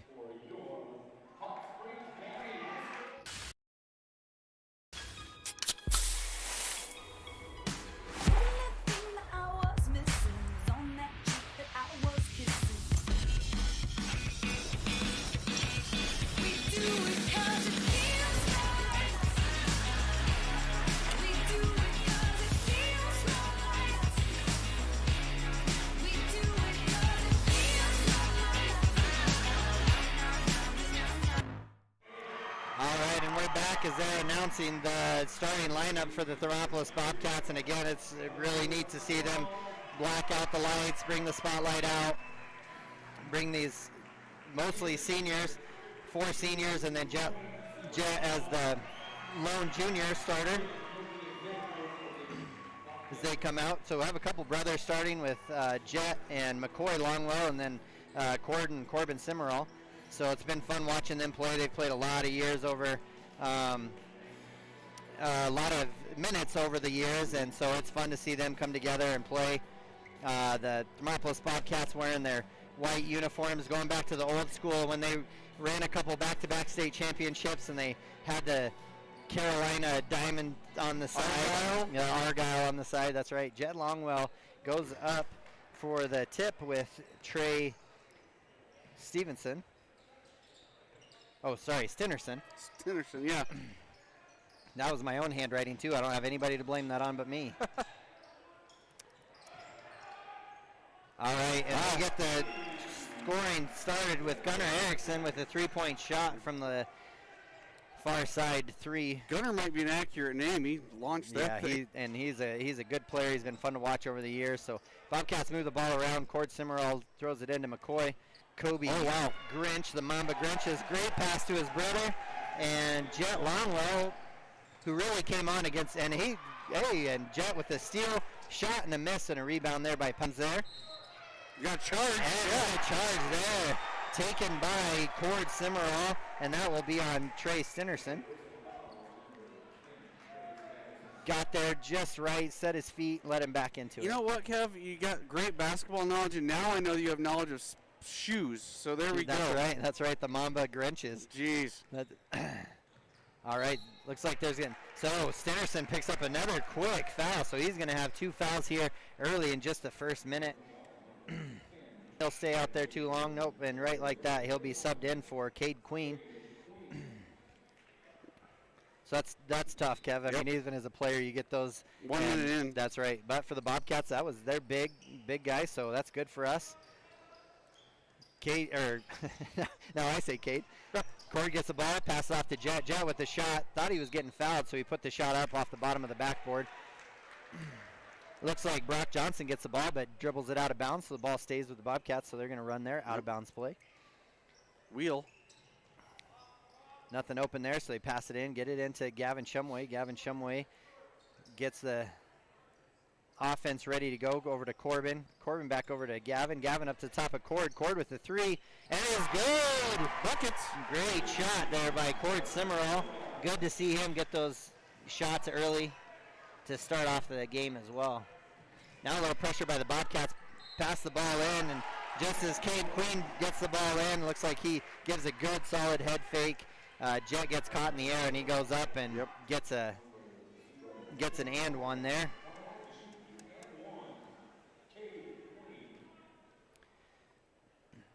So Jet's just going to have to be careful, keep himself out of foul trouble too. He has a tendency of getting in that foul trouble, but the free throw is up and good by Cade Queen. So Cade Queen comes in for Stinnerson and gets a bucket and one right off the get-go. So over to Corbin. Corbin surveys, looks, kind of thought about throwing it into McCoy, but decided not to. Now a couple dribbles. Hard pass over to Jet Longwell, but Jet did what he's supposed to, pursued the ball, kept going after it, and gets a foul there, draws a foul there, and that was on Marshall Lewis. That'll be his first. So quite a few fouls here in the first couple minutes, already 4 called into the game, 3 on Powell, 1 on Thermopolis. Corbin Simmerall gets it, puts the ball up over the top of his head, sees Gavin cutting. Gavin takes a good look. I thought he was going to pull the fadeaway there, the old Dirk, but decided not to. Pass it to McCoy. McCoy gets stripped, and Brock Johnson with the easy steal and layup for the Buckets. So Pinnacle Bank scoreboard right now shows 5:40 left in the first quarter with Thermopolis Bobcats 5 and the Powell Panthers leading 8. Screen here by Corbin Simmerall. Cord, I apologize. Luckily, they wear numbers, so I can tell them apart. Right. Ball goes in. The hard pass by Jet. McCoy tried to save it. Brock Johnson, man, he's good body control. Yeah, second coast to coast for him. So he's got 2 quick buckets like that. So lead goes to 5 for the Powell Panthers. Gavin Shumway walks the ball up. Powell playing pretty tough man-to-man defense. Cord comes for Corbin. There we go. Good. Little brotherly love. Twin to twin right there. And Cord Simmerall with another bucket as well. Great pass from Corbin. And we're going to have a line change for the Bobcats, it looks like. Yeah, so here's that line change that he kind of started doing last week. I really think he just wants everybody there when they're in. And he's going to pull one of them back. Yeah, it looks like. Oh, air ball there. Good job by Jet there, just to box out and let the ball fall out of bounds. That's right. Yeah, didn't let anybody go after the ball. So looks like we have Cody Bomagen, Dell Dukes, and Will Cole check into the game. So have a little bit of a line change, not 5-5 like it has been, but McCoy driving the ball up at the top there. Looks to make a move. Oh, it looks like a good pass there that McCoy tried to make into Cody Bomagen's tough entry pass, but it was a good look. Just maybe need a little bit more bounce to the pass. He's got to remember Cody's 6'4". He needs that bounce, come up a little higher. Don't throw it at your big feet. That's right. So Brock bringing that ball up. He's really having no pressure. No problem with the pressure, but he's bringing it up. Passes Del Dukes. Intercepts it. It actually went Bomagin's face. But yeah, it does. Del Dukes doing what he does great, catching passes, and grabs it, saves it. Cody Bomagin unfortunately caught it with his face. That's all right. Just we said don't throw his feet. That's right. The pass comes in, and Jet Schwann with bucket there. So again, scoreboard shows Powell Panthers 12, Thermopolis Bobcats 7. William Cole looking for that screen and roll. McCoy Longwell with a deep three, and that's what McCoy can do. He can, when he squares up and takes just that little bit of a breath, man, he's got a pretty shot, and it's nice to watch that go down. So again, the pressure not really doing a lot against Brock. He's able to kind of bring that ball up. He passes it off then to Cade Queen, and Cody Bomagin challenged him at the rim, but drew the foul there. So that'll be Cody Bomagin's first foul. And makes the first of the 2 free throws. Looks like he'll have a second one here. So Cord Simmerall will check in for Cody Bomagin. Cade Queen coming in, called duty early, and he's making an impact. Yes, he is. And it really started with Brock bringing that ball up. He missed that one, but again, Brock rips down that fake shot there by Erickson. And then a shot. Foul on the 3 that goes in. Was that on a 3-pointer? Yes, man. And Dukes fouls him. Del Dukes fouls him. Chance for 4. Trying to box him out. Wow. That hurts. That hurts. Yeah, that hurts a lot. Misses this is the 4-pointer there. Rips the rebound down, gets it over to McCoy. So as McCoy brings the ball up, it's trying to get everybody line change, getting ready to check back in for Thermopolis. I think I see a Gerber now. Hey. McCoy, loses the ball right at the top of the key. Jet steals it from him, goes up for the layup, and makes it. So we have 2 Jets out on the court, one for each team. So I'll try to be better about using. Yeah, and then if I say Longwell, then you don't know if I'm talking about McCoy or Jet. So, great. Good ball. Yes, it was. Will Cole with a nice bucket. Jet brings the ball up, passes it over to Brock. Brock over to Gunner. Gunner misses that one. Del Dukes brings the ball down, passes it up to Jet. Ball goes around, ends up in McCoy Longwell's hands, so that's good. They kind of get it underway and bring the ball up. Nice and slow, let him get it. That Brock, he's putting a lot of pressure, so he's everywhere. Bobcats are really going to have to work on their V-cuts, because right now I think it's more of a check mark. So they're going to have to work on, getting a foot in there and coming out. So we have a line change coming in with Gavin Shumway, Corbin Simmerall, Zach Hasty, Cord Simmerall, and Canyon Gerber. So proud dad moment to see Canyon Gerber get a play out on the I don't have any tissues. On the home court. I'll be all right. Get it under control. Unless it's the game winner. Unless it's a deep 3, high arcing shot, and nothing but the bottom of the net for Corbin Simmerall. What a great shot. And 2 Bobcats collide going after the ball. We've got Simmerall and Simmerall crowd. Cord and Corbin back together, but they're tough, so they looks like a lot of time together. Give Cord maybe just a second to kind of catch his breath, make sure he's okay. So Jet Longwell came in for him. Gunner will take the ball out on the near side here. Passes it over to Cade Queen. Cade Queen kind of gets in trouble, but gets it back out. Gets it to Gunner. Gunner over to Hyde. Hyde gets it over to Brock.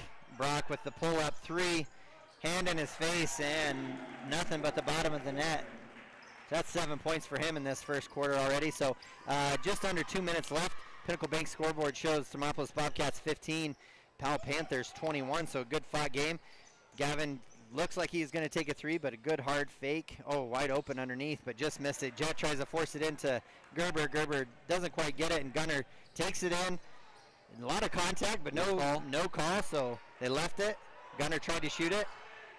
Gets the ball. Corbin running around with the ball, but they didn't call travel either, so that's all right. And then another hard pass. Good hustle by Gunner, but saves it again. Saves it into Bobcats. Corbin trying to chase after the ball, doesn't quite get it. Brock ends up with the ball. A lot of pressure coming from Corbin Simmerall. Call a travel there on Brock. Good ball. So, yeah, I just love watching the Bobcats when they run that press. And all right, so Gerber and Hasty gave a little break there to Cord and McCoy, so they're both going to come back in, check back in. So again, just under a minute left here with Bobcats trailing by 6, 21-15 to the Powell Panthers. Corbin Simmerall with it. They're going to set a screen here. Great roll by Jet.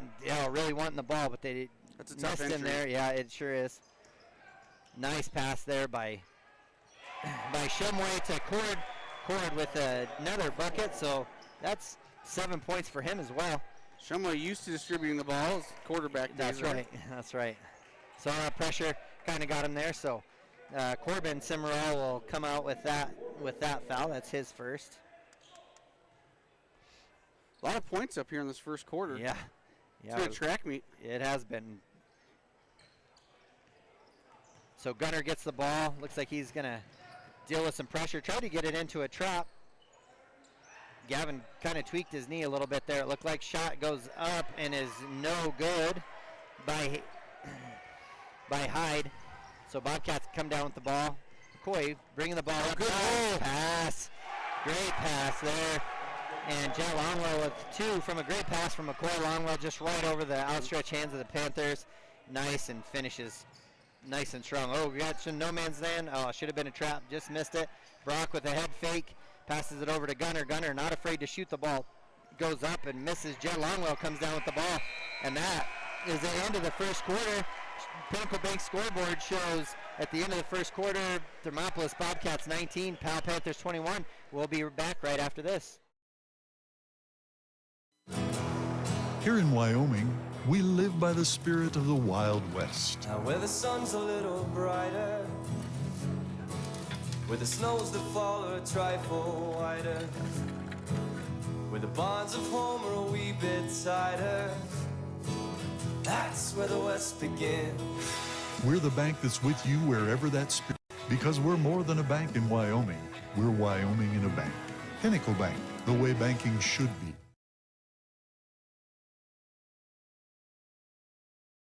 Did you know the Gotchi Rehabilitation and Wellness in Thermopolis also has something called the Gotchi Wellness Center? It's your dream gym with cardio equipment, cable machines, free weights and dumbbells, hydraulic resistance machines, and personal trainers that care about your goals. The Wellness Center is huge and includes a rock wall, pegboard, sled, tires, punching bags, squat rack, and a whole lot more. Check out the Senior Wellness class. To take the first step to a healthier you, visit gotchi.org. All right, and we're back to start the second quarter. Again, Pinnacle Bank scoreboard showing Thermopolis Bobcats down 19-21 to the Powell Panthers. Oh, we have a great student section here, and Young, I think that's an Owsley running his, have the Thermop Bobcat flag that he's running back and forth. Did it have red hair? Yep. It's an Owsley. All right, so ball comes in to Gavin Shumway as they start the second quarter. Shumway over to Dukes into the game to start the second. Shumway with the ball, good hard fake, good cut. Del Dukes fighting for the ball, gets up, gets a shot, misses. Oh, Cord Simmerall gets that offensive board, trying to put it back up. All Good right. job by Simmerall keeping that ball up. Yeah, and that's what you want to see is him keep the ball up. He was shooting the ball. I thought he was. I did too, but just kind of hard to get it off. So pass over to Dell. Dell gets Gavin Shumway. Goes to set a screen. Gavin down the middle of the lane. Oh, just up and rattles around and misses. Jet comes down with the ball. And I think McCoy thought that was his brother. Same name, so he went after him and ended up fouling him. But that'll be McCoy's first foul. Jet Schwann is the Jet for the Powell Panthers. So Bobcats are going to do a 2-2-1 press here. This press is really effective at times. It causes a lot of havoc, a lot of problems with it, but Del Dukes, man, he can fly around and he just has great anticipation, and he tips a lot of basketballs around when they're getting passed, so he does a great job. Powell takes the ball out on the far side to Jet Schwann. Jet drives it in. Looks like there's going to be a foul on Corbin as he reaches in. on the ball. So that'll be Corbin's second foul.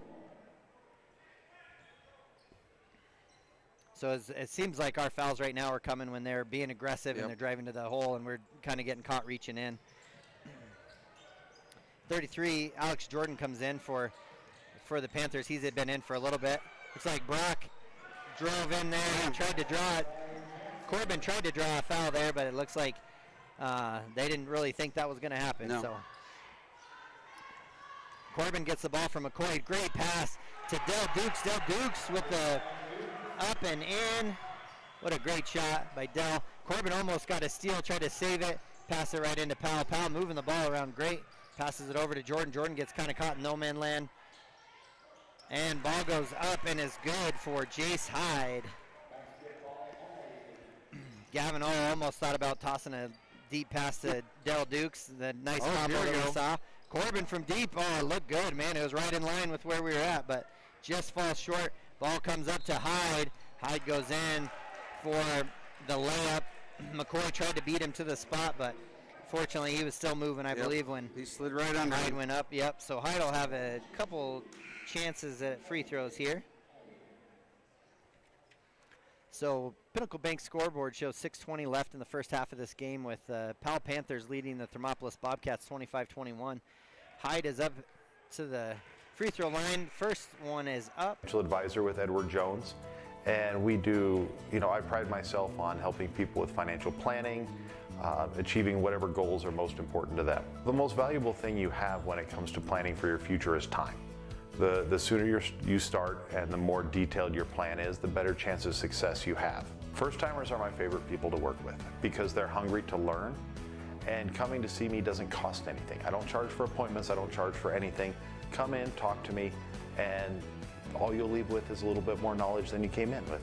Edward Jones financial advisor Travis Wingard, 435 Arapahoe Street, Thermopolis. And we're back.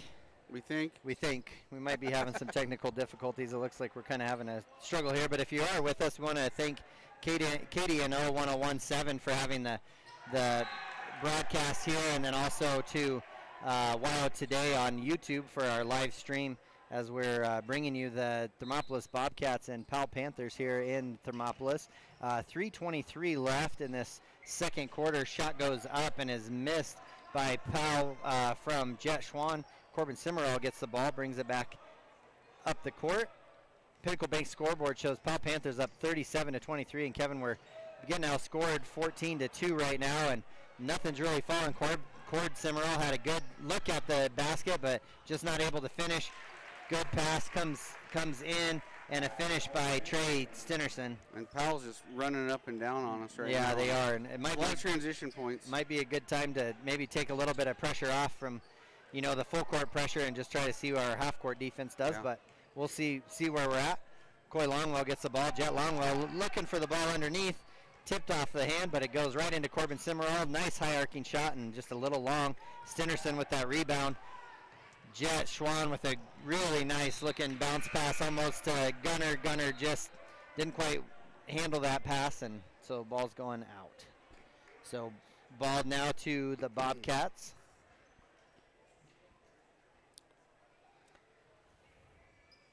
McCoy Longwell's going to take the ball out. He passes it up to Gavin Shumway. Gavin's going to walk the ball up. Get him set. Try a little bit of high post here with Jet Longwell. Get Cord Simmerall and Corbin spread out a little bit, so a 4 out, 1 in. McCoy thinks about the three, gets a good fake in, tries to go up for a up and under layup, misses it with the left hand. Rebound there by Cade Queen, who gave some good minutes when Stinnerson had got into foul trouble. Josh Wan with the ball, passes it to Gunner. Gunner up to Brock. Brock with a wide open three. Don't want to leave him open right now, and Brock with another three there. He's feeling it. Yeah, he is. So he has 14 points in this first half. 14 of their 42, and some of those have come easy, and some of them come from long distance. But long pass there from Corbin to Gavin. Gavin to McCoy. McCoy with a long three, just not able to see the ball go through the hoop right now. Jet Schwan with the pass, and Gunner kind of getting wide open there. Everybody's looking to get that offensive board, and ball's going out of bounds. So We'll stick right here and just talk a little bit here about this run. You know, Bobcats, seems like so far as the season's gone, we've unfortunately had these quarters. You know, it's like one quarter out of the 4 that just kind of kills us. We can't get the momentum going. Right now we've scored 2 points, I think, to their 17 or 18. So that makes it tough, Kev, to, stay in a game and now a 21-point deficit. Yeah, you've seen those, you get those games sometimes where no team's scoring, and you can kind of weather those storms where the ball's not going in, but it seems like everything Powell's throwing up, or they get wide open breaks here. It's some easy layups or some wide open shots right now for Powell, and that's killing you. And I mean, I don't know what Coach Corpening's drawing up down there or what. Maybe, like you said, pull back, maybe go to a 3-quarter or a half court.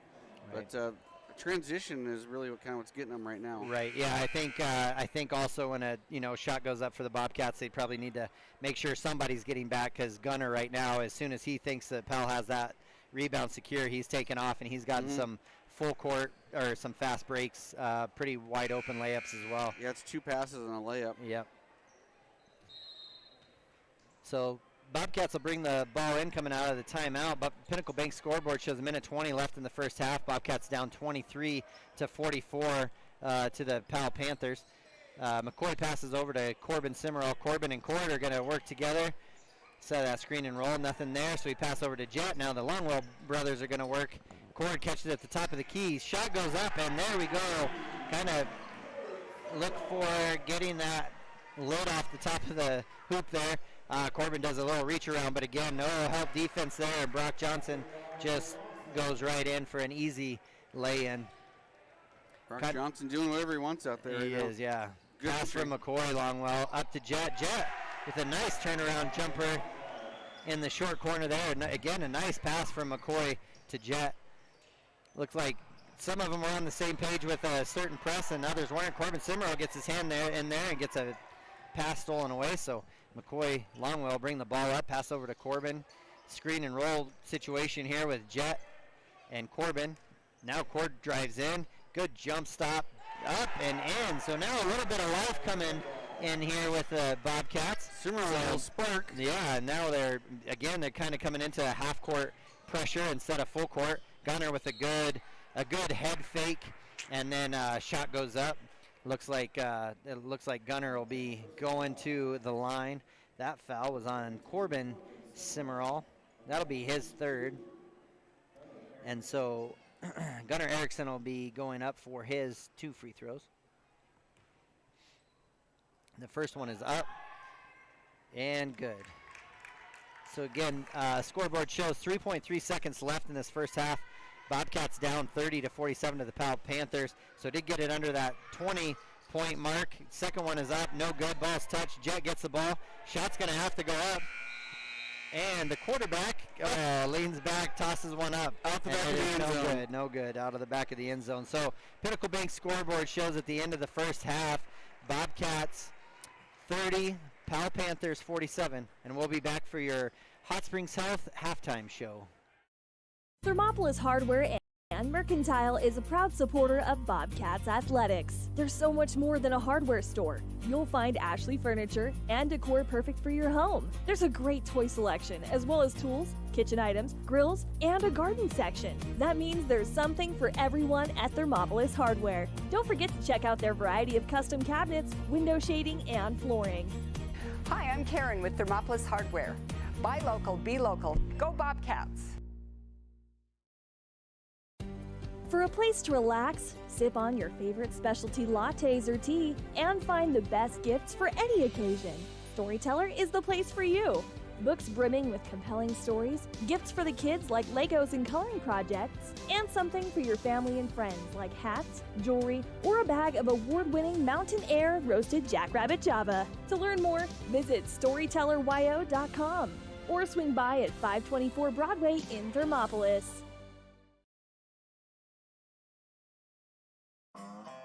One-Eyed Buffalo Brewing Company is proud to sponsor this broadcast of Thermopolis Athletics. Enjoy some of the finest prime rib around at One-Eyed Buffalo every Friday, Saturday, and Sunday. You cannot beat their menu full of mouth-watering items like the Bison Burger or the many different varieties of mac and cheese. Top it off with one of their locally brewed adult refreshments on tap. One-Eyed Buffalo Brewing Company, 528 Broadway in Thermopolis.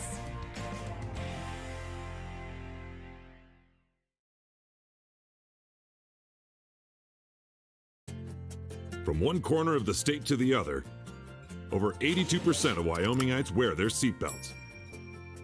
And to the 18% who don't, we say, let's buckle up for life, Wyoming. 7 Lazy S Cafe and Bar in Thermopolis invites you to try the best breakfast in Wyoming. Try some of the hit dishes like the biscuits and gravy, the chicken fried steak, and the huevos rancheros. If it translates to ranch eggs, you know it'll be good. Try over 20 breakfast items on the menu.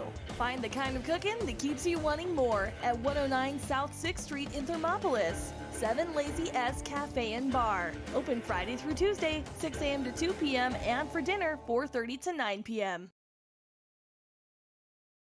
The choice is yours. Sutherland's Friends of the Family Plus Consumer Credit Card lets you choose from 5% off instantly at the register or special financing on qualifying purchases. That means no forms, no waiting, no rebates. You can choose 5% off instantly with your Sutherland's credit card. Got a big project? Choose special financing. The choice is yours with Sutherland's Friends of the Family Plus Consumer Credit Card. Subject to credit approval. Minimum monthly payment required. See store for details. Only at Sutherland's.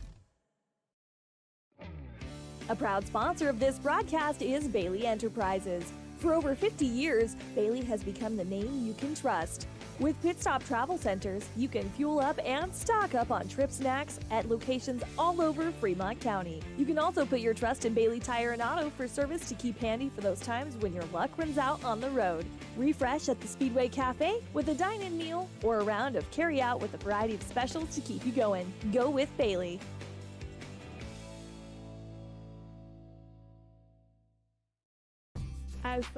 All right, and welcome back to the Hot Springs Health halftime show. And with me right now is Coach Villa with the Lady Bobcats. And Coach, how do you feel about tonight's game after playing them on last Friday and then turning around and seeing them again right away? That's tough when it's a conference opponent.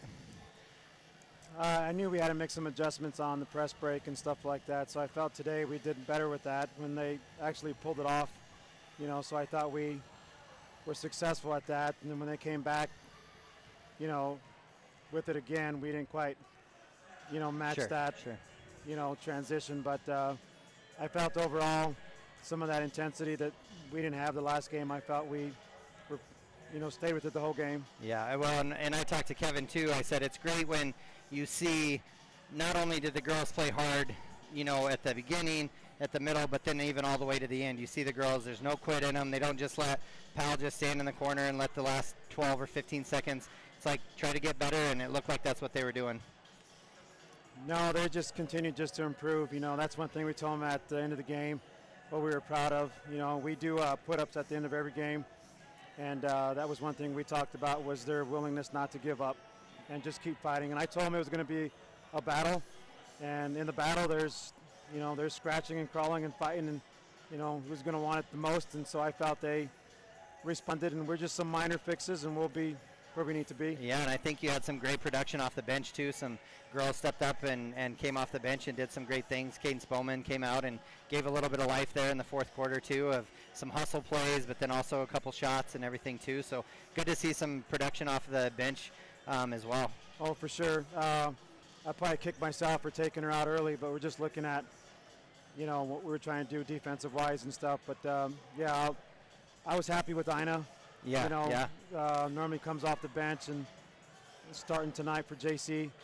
So I felt the post had some good interior defense initially, and right, so and we saw some good things. Yeah, and Ina had those 3 fouls in the first half and then played the whole second half with no, didn't foul out or anything, so that's always good to see. And Ruthie, I know she's pretty solid for you. She came in and played really there, taking on Thornton there in the middle. I mean, she's a big girl and she plays hard and plays well, so I felt like Ruthie played her really well also. Yeah, I talked to them also, at the end of the game that this is one of those games where everybody had to contribute with the little things, the boxing out, the making the good passes, looking to score. So it wasn't like anybody really, stood out. It was more of a team effort. But I said some games are going to go that way, and was talking to Ruth and just said, hey, some games you're going to be in double digits, and same with Cam. But today was just one of those days that we needed you on defense. So.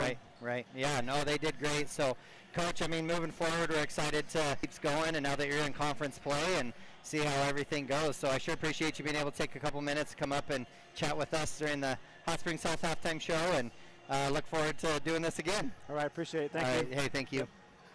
All right, so to continue on with the Hot Springs South halftime show, we just want to again bring up, or as Kevin would say, keep one eye on the One Eye Buffalo stats. And going into it, I apologize if I'm not exactly accurate. I was trying to add up some stuff, and I'm not real sure that I'm completely accurate, but I'll get as close as I possibly can. During football, I always remind people these are unofficial stats, so you're fine. These might be very unfair. I'll start with Powell Panthers. Marshall Lewis hit a couple threes with 6 points. Brock Johnson, like we talked about, really came out and did a lot and really kind of with 16 points in that first half. Trey Stinnerson, who got in foul trouble right away at the beginning of the game, the first minute, came in the second quarter, scored a couple off the bench as well, and he scored 5 points. Jet Schwan, he ended up with 7 points. Cade Queen with 4 points, and Gunnar Erickson rounds out the scoring with 6 points. So it was good to see him doing that as well, scoring some buckets. They really did go on a run at the end of the first half, and then as far as the Bobcats go, scoring a couple buckets in each of the quarters. McCoy Longwell with a 3, Will Cole with a 2, Cord Simmerall leading the Bobcats with 12 points, Dale Dukes with a bucket, and Corbin Simmerall with a bucket. So, the Bobcats, I think that's where I missed the one, is the Cord hit a 3. So the Cord actually has a three-pointer. So they struggled there in the second quarter. And hopefully they'll come out with a little bit of energy here in the second half. But we'll cut away here for just a second for our sponsors. That's the One Eye Buffalo game stats and our halftime show presented by Hot Springs Health. And we will be right back after a word from our sponsors. When you're driving, yield to pedestrians. Wear light clothing. Walk on a pathway instead of the road. Look out for pedestrians. Avoid distractions like your phone. Look out for pedestrians, they're everywhere. We are the Wyoming and Lady Chiefs. We need you in our stands. All right, and we are back to start this second half of the Thermopolis Bobcats up against the Powell Panthers. The second half is just going to have to, they're really going to have to show up and really start, causing some havoc. I think causing some turnovers. Down by 17. Pinnacle Bank scoreboard shows Powell Panthers up. They're really going to have to come out, really aggressive, and I think they're just going to have to try to put some pressure on where we really haven't been able to see it, or they haven't been able to get that pressure on like they've wanted to, Kev. Yeah, like I said, I just keep going back to that transition of the Powell Panthers is just kind of what's been killing the Bobcats, and I don't know how you negate that other than backing off the pressure, but you also can't get turnovers if you don't pressure the ball. Right. So Bobcats come in, starting the second half with the ball. Corbin Simmerall putting the ball up over his head, passes it in to Gavin Shumway. Gavin Shumway kind of reorganizing the offense here. Corbin has the ball, waiting to pass it. Not really showing that he's going to shoot or dribble, so Gavin gets the ball back, kind of back and forth between Corbin and Gavin. Corbin over to McCoy.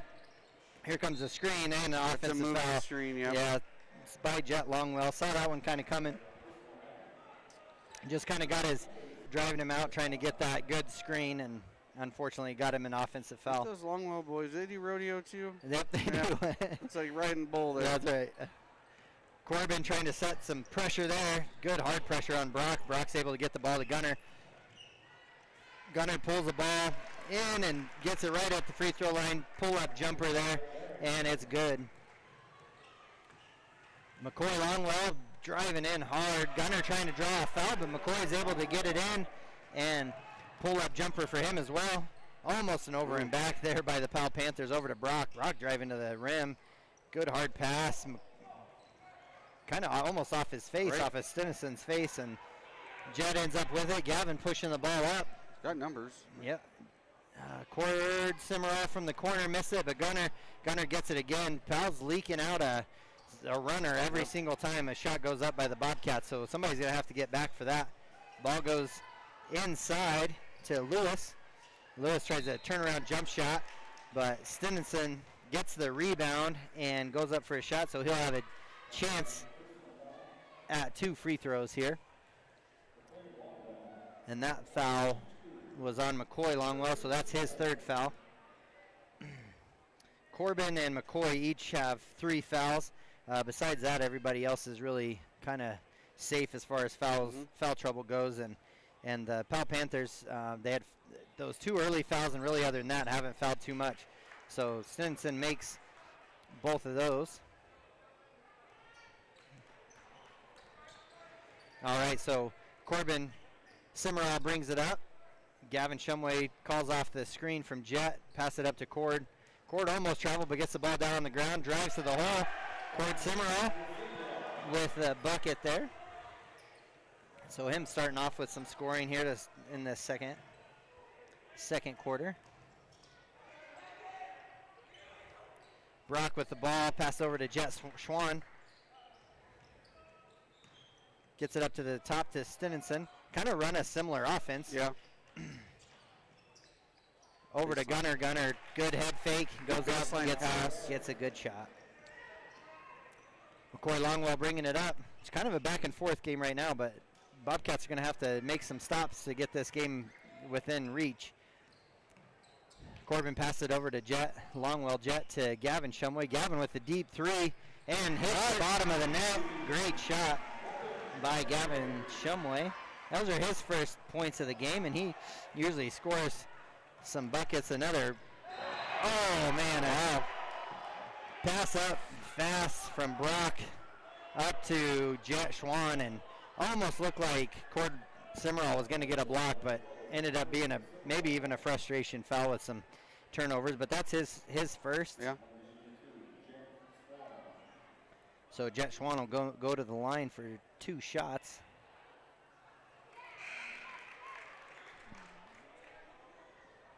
Was that one good, Kev? Did he make that first one? Yeah, it was okay. 52, I believe. Okay.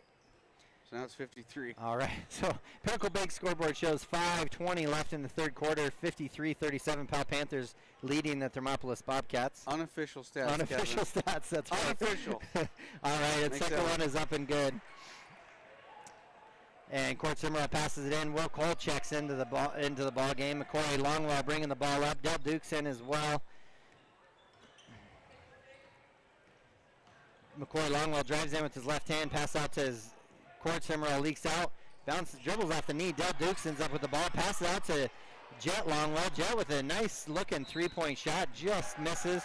Del with some hustle. Del Dukes and Jet Schwann both hustling after the ball, and I think Del is okay thinking that didn't come off him. Comes a pass out. Oh, tough pass, kind of standing in cement there waiting for the ball to get to him instead of going to it, but McCoy ends up with the ball. Cord's playing really hard. He's using a lot of energy just running around the court trying to get open, trying to make something out of nothing right now. McCoy driving in, sees a little seam, does a good step through move up with his left hand, misses it, but gets his own rebound, throws up another shot and gets blocked there by Marshall Lewis, and then ends up off the hands of Del Dukes and goes out of bounds. So Powell Panthers ball underneath Thermopolis' hoop, carrying it the length of the court here. Lewis with the ball at the top, passes it over to Gunner. Some good pressure here by the Bobcats. They're able to get the ball up. And Jet Schwann trying to pass it. He did have an open Stevenson underneath, but unable to control the ball, and ball goes out of bounds, so Bobcats have the ball. So there's a stop they need. Kevin down by 17 now, 54-37. Again, little by little, got to chip away at this lead. Pass there from Will Cole to Jet Longwell. Jet goes up. Jet gets his hand on the offensive board, passes to Del Dukes. Del Dukes with the bucket. So Del now with a couple made baskets. Got a blocking foul on Longwell. On Jet. Yep. So Jet Longwell now with his 3rd foul as well. So both the Longwell brothers each with 3 fouls. Corbin with 3 as well. Everybody else is pretty good as far as foul trouble goes. Brock with the ball up at the top for the Powell Panthers. Schwann and Lewis come out of the game. Corbin Simmerall waiting to check in to get in there. Gunner with the shot up and off the front of the rim. Del Dukes with another rebound. Passes it up to McCoy Longwell. Good hustle by not only McCoy Longwell, but Gunner as well.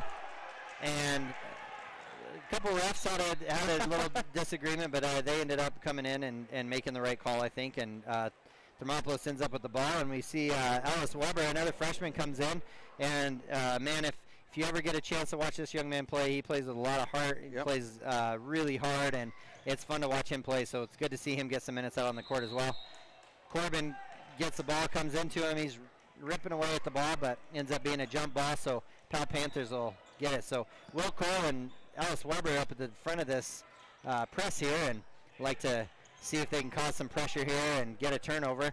Powell able to get the ball. Corbin gets away with a little bit of a hip check there. Letting them play with a little, kind of letting them play, and I don't mind seeing that. It's good basketball, you know, to let him go as long as it doesn't get too out of control. Like bounces off of Powell's leg and foot, Johnson's foot. Okay, and Alice Weber bringing the ball up.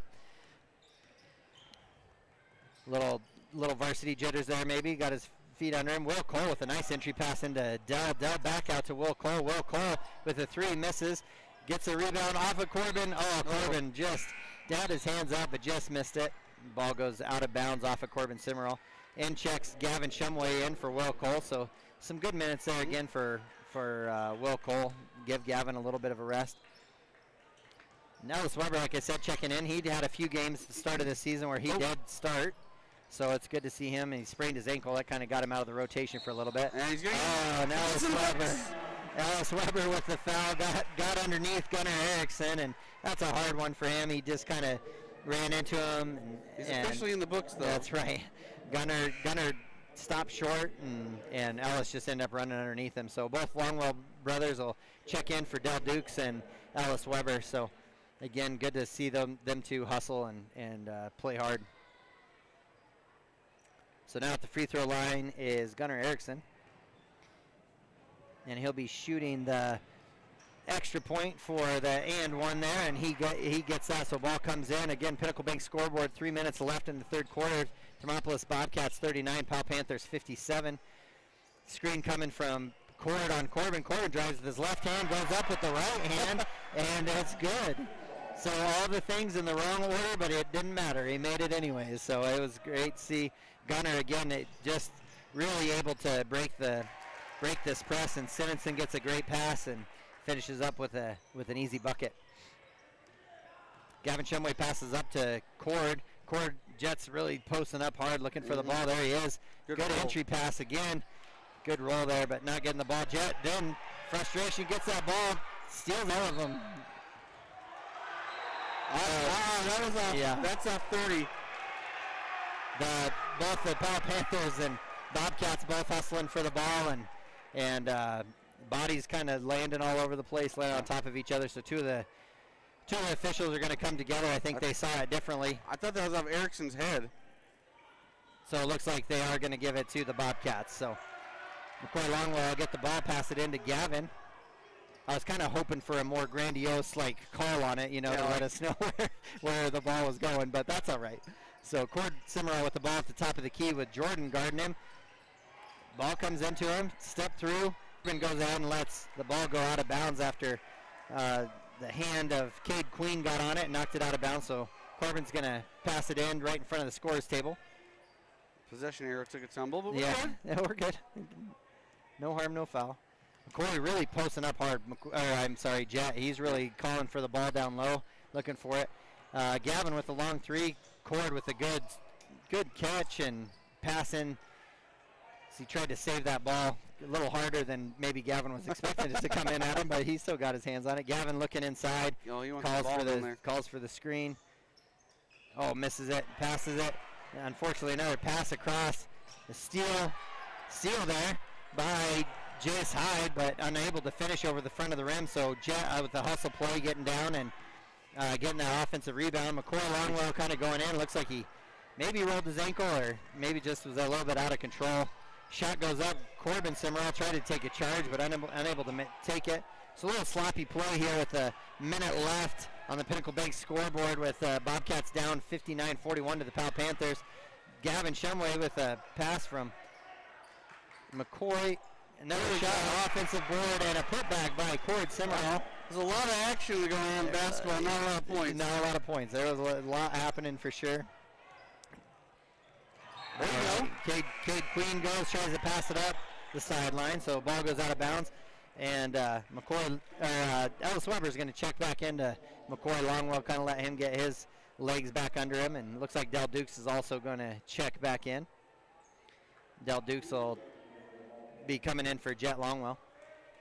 Jet's been working hard down on the post, Kev. He's really calling for, actually all the post players have really been calling for the ball. I haven't had a lot of entries into him unless it's been off of a screen, but good to see him working at it. A lot of pick and roll action. Yeah, for sure. Oh, it looked like Dell maybe had a lane there.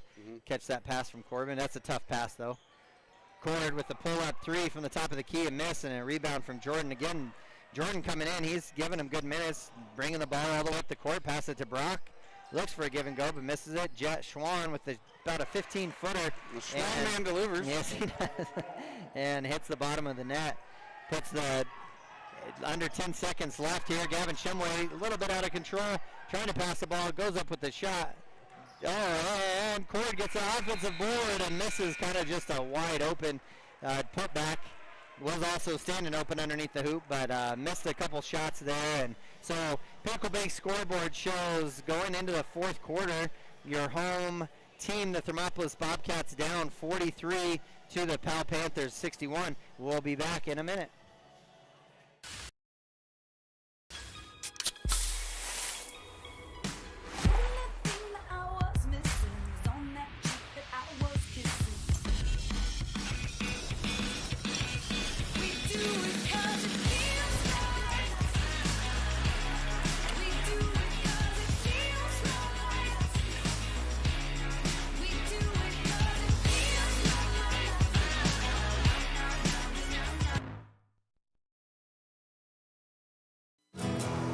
Here in Wyoming, we live by the spirit of the Wild West. Now where the sun's a little brighter,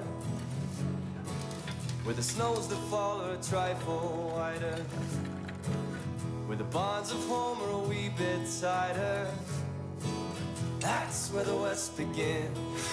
We're the bank that's with you wherever that spirit, because we're more than a bank in Wyoming. We're Wyoming in a bank. Pinnacle Bank, the way. All right, and we're back here to start the fourth quarter. Pinnacle Bank shows the Thermopolis Bobcats trailing to the Powell Panthers 61-43. The Powell's really playing a pretty almost perfect game right now as far as the second half. They don't have any fouls. They've caused some turnovers, made some good shots. Now they're right on that, and there's Court Simmerall making a tough and one shot here. And right on cue, maybe I should have said that earlier. Yeah, no, they caused a foul there on that. Now you need to jinx them on their free throws. I know, yeah. So Jace Hyde was the one for Powell that had that foul on Cord Simmerall. So Cord's going to go up and try to finish this and one. And it falls just short. Jordan with the rebound passes it up to Brock. Three guys on the Bobcats and caused some pressure there, and Gunner dribbles it out of bounds. So Corbin pretty fired up about causing that pressure and getting a turnover. So again, chunking away at it little by little, down by 16. It's just how it's going to have to happen. So Del Dukes checks in to the game, and Ellis Weber in as well. Corbin Simmerall going up against Jordan here. Over to Del Dukes. Del Dukes, jab step, passes it over to McCoy. Del with the screen and roll there. McCoy passes it over to Corbin Simmerall. Got to move, Corbin guys. looking at Ellis. Kind of going stagnant here. Del with a nice screen and roll in. Buckets and another in one. All right, nice to see Del Dukes get in there. Set a great screen. I think he has 3 buckets. I think he had one as an offensive board, but the other 2 were on that screen on number 25, Cade Queen. And their offense right now is almost solely running through those pick and rolls. Right. So now Del Dukes will go and see if he can complete this three-point play. Again, down by 14 now, 61-47. Now what shoes is he wearing? Oh, PGs. You sure? I think so. Okay. I'm not positive, but I think. And he makes it. That's a walk, but they missed it.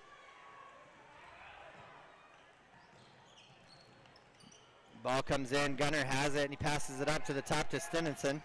Over to Schwann. Schwann drives in. Great defense there by Del Dukes. Gets right in the way, gets him to stop. Tried to draw a charge, but no call. Tries to draw another one. Oh, but that time it's a block on Del Dukes. So that'll be his second foul, but he's really trying to, get to that spot and draw those charges up at the right about the elbow. Kind of what we saw, the Lady Cats do to us as well. Step back shot there by Marshall Lewis for 2. You just drove him down and stopped and. A little step back, yeah. Ellis Weber kind of got stuck with the one dribble. Uh-oh. Now pass out to McCoy. Timeout comes from Coach Corpany. It'll be a quick, short timeout, so we'll be right back. Did you know the Gotchi Rehabilitation and Wellness in Thermopolis also has something called the Gotchi Wellness Center? It's your dream gym with cardio equipment, cable machines, free weights and dumbbells, hydraulic resistance machines, and personal trainers that care about your goals. The Wellness Center is huge and includes a rock wall, pegboard, sled, tires, punching bags, squat rack, and a whole lot more. Check out the Senior Wellness class. To take the first step to a healthier you, visit gotchi.org. All right, and we're back after the timeout. 6:34 left here in the fourth quarter. Pinnacle Bank scoreboard shows Powell Panthers 63, Thermopolis Bobcats 48. Bobcats trying to make a run here, have had a couple and one opportunities. Ball's going to come back into the Bobcats as they hustle around for the ball. Pass over to Del Dukes. Del waits for McCoy to get across half court. Passes it off to McCoy. McCoy kind of gets into trouble.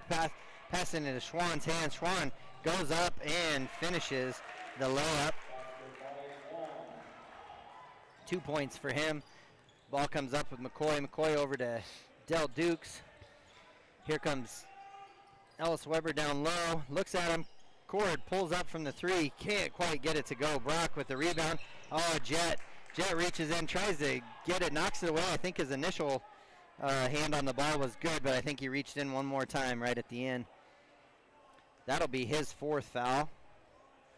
And that's the 17th foul on Thermopolis, so that'll send Brock Johnson to the free throw line for a one-on-one opportunity.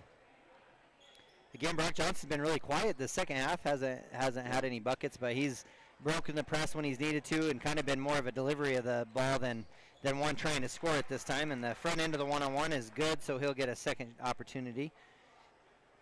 So Gavin Shumway and Corbin Simmer all check into the game. And the second one is up and no good. McCoy Longwell hustling for the ball, but fortunately stepped out of bounds, and ball goes back to the Powell Panthers. It's not what you needed? No, they've had a couple hustle plays, so you hate to see any rhythm get disrupted there. So hopefully they can kind of keep on the pressure.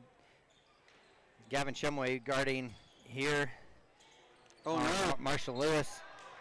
Oh, Dell lost him for a minute and found him. He got a block. Looked pretty clean, but they're going to call a foul on Dell. So Del Dukes, that'll be his 3rd. Dell plays really hard. It's fun to watch him. I've got to watch him play a lot of JV games this year too, and man, he flies around, scores a lot of points, gets a lot of steals. I mean, he had a couple games of, I'm pretty sure he was close to a triple-double in one of his games and just plays really, really well. So it's good to see him. He's just a sophomore, so I know you saw him a lot on the football field and what he can do there. So Just throw him the ball. Yeah, just throw him the ball. He'll get it. McCoy Longwell with it, waiting for a screen from Del Dukes. McCoy passes on it, and they kind of cheated over, so he took advantage of that, and McCoy goes up on the right-hand side with his left hand, though, and finishes it. Jet Schwann with the split routine there. They're being nice to him. He gave him just a little hug.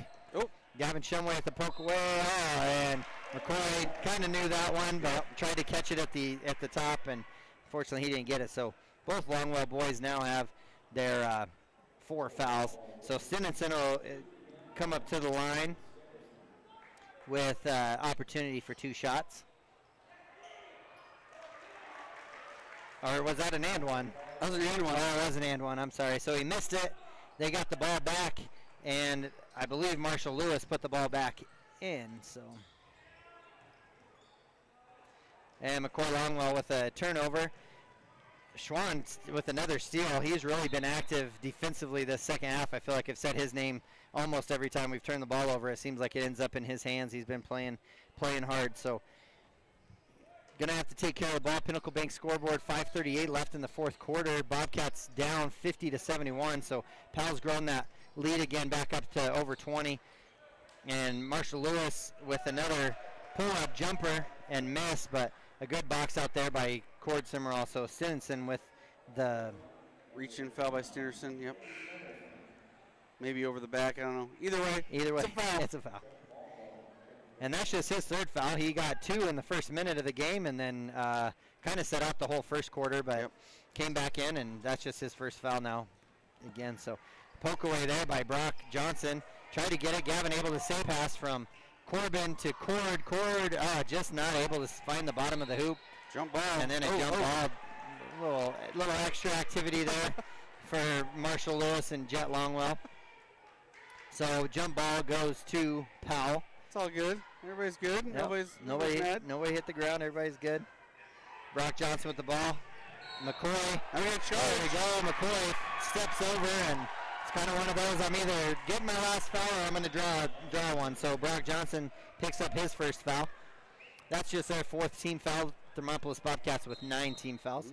A timeout on Powell. Powell's going to call a timeout. We'll stay right here, Kevin, with just over 5 minutes left in the fourth quarter. Powell Panthers up 71-50 over the Thermop Bobcats, and really again I'm not sure, again, not knowing the game plan of what was going. I think there was the idea of wanting to run everything, and then you get into the middle of the game and you start seeing how things are being broke down and all that, and a little bit, and so it seems kind of there's about 7-8 guys that are really working hard trying to go out there, and so we'll see. Looks like we had a couple substitutions over that break, so Gavin and Jet come back in as well. Or Jet was in there, maybe it's Corbin that came back in, and so gonna try to move the ball around, get some shots up, and Cord struggled kind of to score. He's had some buckets for sure, but kind of settled for some more 3-pointers that he doesn't normally take all the time. But they're going in. Jet playing, man, goes in hard, drives in hard against Jet Schwann. So Jet versus Jet there, and our Jet won. So, yeah, so that'll be second foul on Jet Schwann. So Jet Longwell will be to the line shooting 2. And the first one is up and no good. Just in and out. Struggles with that. So now second shot will go up. And off the back of the rim, Jet goes and hustles after his own rebound, but kind of poked it away between two Powell defenders, and they're able to, or he knocked the ball out. So Powell ball. You got to have those points when the clock stops. Yeah, that's for sure. Tough to not see them drop in. Ball comes into Marshall Lewis from Gunner. Gunner now feeling the pressure of Jet and Corbin. Jumps up, kind of just throws it to Brock, and Brock Johnson goes up with a shot and misses it, but it looks like he got fouled on the shot by Gavin Shumway.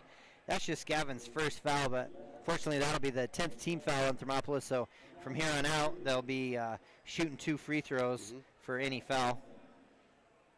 Yeah, Gavin's kind of slid under him while he was going up for that little foul. Right. Yeah, kind of more hoping to swipe away, but Brock Johnson misses the front end of those 2 free throws, so we'll see this second one goes up. Pinnacle Bank scoreboard just under 5 minutes, 71-50. Second one is up and good for Brock Johnson, so he has 3 out of 4 free throws in this second half. Gavin Shumway brings the ball up, passes over to McCoy. Screen coming from Jet. Jet the roll. Powell just kind of switching any screens there. Cord drives in, kicks it out to Gavin. Gavin Shumway knocks it down, gets knocked to the ground, but no call there on the three-pointer, but still see an extra. Oh, you just see a different gear for the Bobcats after they see a bucket go in. Sure. But a nice pass by Gunnar Erickson to Schwann, and Schwann finishes that easy layup. We just thought they had him trapped on the sideline. Yeah. And just kind of Bobcats need a long one. Deep from Corbin Simmerall. Cord, hands on it, but isn't able to get it. Marshall Lewis gets it, backs it out, passes it in. Stinson goes up and offensive foul on Stinson. And that is Gavin Shumway that draws that. Yeah. Good job by Gavin, just stood there. Just waited in for him to come in. Yep. The old leaner just kind of got Stinson there at the end, so that'll be his fourth foul. Gavin Shumway passes it into McCoy. McCoy going to jog up, dribbling the ball up, passes it up to Corbin. Corbin running that left side, passes it off to Cord.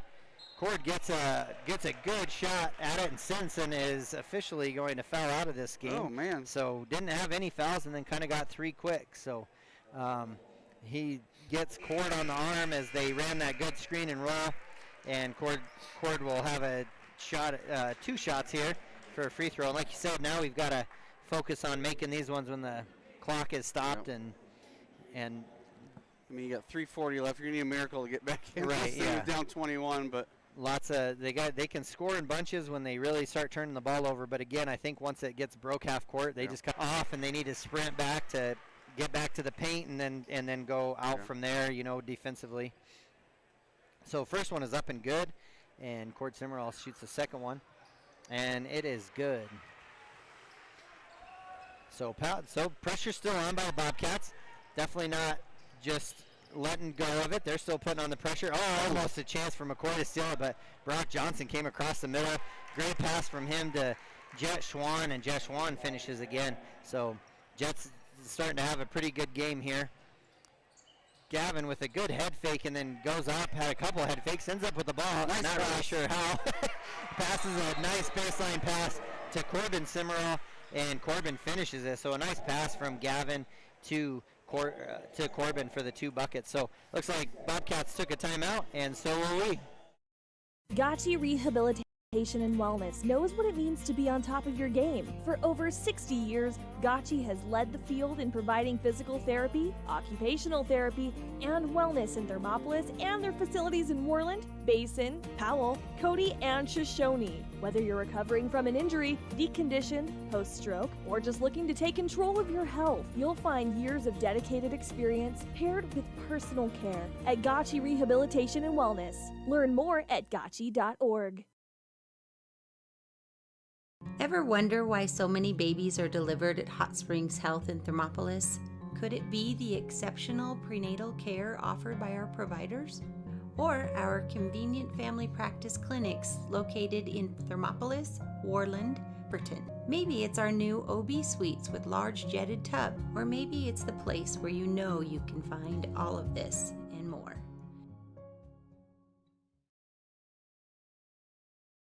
There are two. All right, and we are back to kind of finish out this fourth quarter. 3:24, I believe, left in the fourth quarter. Pinnacle Bank scoreboard shows Powell Panthers with 76, Thermopolis Bobcats 57. Powell with the ball underneath their hoop after a made basket by Corbin. Trying to pass around. Brock does a great job of pivoting, and then, man, he just kind of finds his way through that. And then, man, it's like one pass, and they're just scoring on us kind of at will. So Jace Hyde with a bucket. Again, it looks like Jace Hyde maybe caught a hand or something underneath the nose, so it feels a bloody nose coming on, and so an official timeout here. Yep. Looks like Marshall Lewis is going to check in for him. Got some blood, I think. Yeah. Yep. Run to the locker room and get that taken care of. And we got some on the floor, and so they're going to real officially clean it up. Going to use the official towel. There you go. For wiping up the 2 spots of blood. All right, so Gavin Shumway passes it into McCoy. Game's back on. 3:08 left in this fourth quarter. Bobcats down 21. Oh, little slip screen there by Jet Longwell. Cord pulls up again for a 3, unable to get it to connect, and a rebound. And man, again, Powell is just off to the races as soon as they get the ball. I mean, it's turn, and I think the coach is confident, and he just says, I don't really care who gets it. I want you to get it and start dribbling up, and then they dish the ball well. So I can't hardly think of about 5 instances the second half where they've actually run a half-court set. Right. They've just kind of broke our press and gone. So looks like Brock Johnson has a couple shots at free throws again here in the fourth quarter, and he's able to make the first one of the two. Again, Bobcats being in double bonus, so he misses the second one. Jet Longwell comes down, gets it out to Gavin. Gavin up to Cord to Corbin. Corbin gets it down into Jet Longwell, and then Marshall Lewis is able to get around him and steal the ball. Brock Johnson passes it into Jordan. Jordan out, passes it back up to the top. Marshall Lewis has it. Gunner now bringing it up to the top, setting up a offense there for Brock Johnson. Brock passes across court. Gunner gets it. Gunner now looking to do a one-on-one move against McCoy. Up and no good. Jordan with the rebound and put back with his left hand. So again, his first bucket for the game, but it seems like he's played pretty hard the minutes he's been in, getting rebounds and playing tough defense. So off balance. A little off balance shot there by Corbin. They're doing a good job of, Powell's really playing over the top on those screens, and so they're doing a good job of taking what's been given them, but kind of need to maybe even like a little pull-up jumper off the glass. A little dunk in action would be good. So Brock Johnson with the ball up top. Gavin Shumway now on Cade Queen. Gunner having it at the top. Powell in no hurry to run any offense right now. They're just trying to get the ball. Bobcats playing tough defense on them, though, trying to get that ball and steal away from them. But right now, they're just going to be happy to kind of weave it up top for the last minute 13. Again, Powell Panthers up 81-57 over the Bobcats. Looks like they're really probably not going to get a shot. Well, and as I say that, Brock Johnson goes ahead and goes up and under and whoopty and ends up with a shot. So there's your call on. That's right. So timeout comes with 1:01 left in the fourth quarter. Powell calls timeout to get some subs in. So looks like Bobcats 57, Powell Panthers 83 on the Pinnacle scoreboard. So gonna do kind of a couple line changes here by the Bobcats. They just wanted a quick timeout to do a sub, but Corpening's going to go ahead and take advantage of the timeout and talk to his young kids and say, hey, here's what we're going to do. So it looks like we have Dell Duke, Zach Hasty, Canyon Gerber, Ellis Weber, and Will Cole are all going to come in. And looks like Powell Panthers also have they have Jordan out there and also Cade Queen, who have played a little bit. And it's good to see Jace Hyde back out after he got that bloody nose. But he's out there. He's got some stuff stuck up in there. Yeah. Keanu Wisniewski, he's out there to play as well. Evan Whitlock's getting some minutes here at the end of a minute or so at the end of the game. So, and then a steal there from Will Cole to Jace Hyde. So Jace Hyde in and goes and finishes that. So one bloody nose, one bucket. One bloody nose, one bucket. That's right. So screen and roll here between Zach Hasty and Canyon Gerber. Canyon posting up. Dell passes over to Ellis Weber. Ellis dribbles in, pass out to Canyon. Canyon, he's going to go ahead and shoot it. There's a little bit of his dad in it. There you go. Not afraid of a shot. I was going to say, it looks familiar. Well, just short off the front of the rim. Powell Panthers with the rebound, and they're just going to pass it back and forth. So Jordan out there, Will's going to get up. And this is where, I know you can't hear it, but this is where I love Ellis Weber. He's like, don't give up, and he's just really, and then just like that, Dell Dukes gets a steal, goes up for a bucket, and in. So, again, Dell made the shot, but I'm going to give that one to Ellis, because Ellis is the one that just said, hey, keep playing hard. And it's good to see. So, that's the end of the game. Pinnacle Bank's scoreboard at the end of the four quarters is Powell Panthers 85, your home Thermopolis Bobcats 59, and we will be right back with the post-game show. Here, the expensive way and the smart way. The expensive way is when you buy the brush guard, the heavy-duty bumpers, the steps, lights, winch, you name it. He rolls it all in with your loan into your monthly payment. But here's the smart way. Shop at Wyoming 4x4, where you get expert advice from Dan, quality gear, professional installation, all for a whole lot. Wyoming 4x4 on North Federal in Riverton. The smart way to roll. I'm Travis Winger. I'm a financial advisor with Edward Jones. And we do, I pride myself on helping people with financial planning, achieving whatever goals are most important to them. The most valuable thing you have when it comes to planning for your future is time. The sooner you start and the more detailed your plan is, the better chance of success you have. First-timers are my favorite people to work with because they're hungry to learn, and coming to see me doesn't cost anything. I don't charge for appointments, I don't charge for anything. Come in, talk to me, and all you'll leave with is a little bit more knowledge than you came in with. Edward Jones financial advisor Travis Winger, 435 Arapahoe Street, Thermopolis.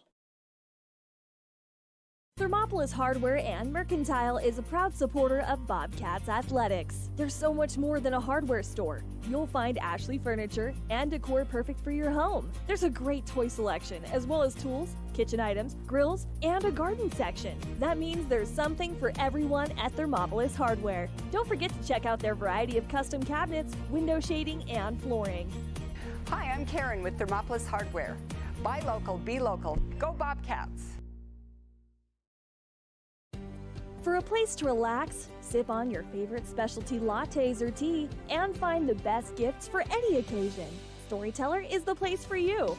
Books brimming with compelling stories, gifts for the kids like Legos and coloring projects, and something for your family and friends like hats, jewelry, or a bag of award-winning Mountain Air roasted jackrabbit java. To learn more, visit StorytellerYO.com or swing by at 524 Broadway in Thermopolis.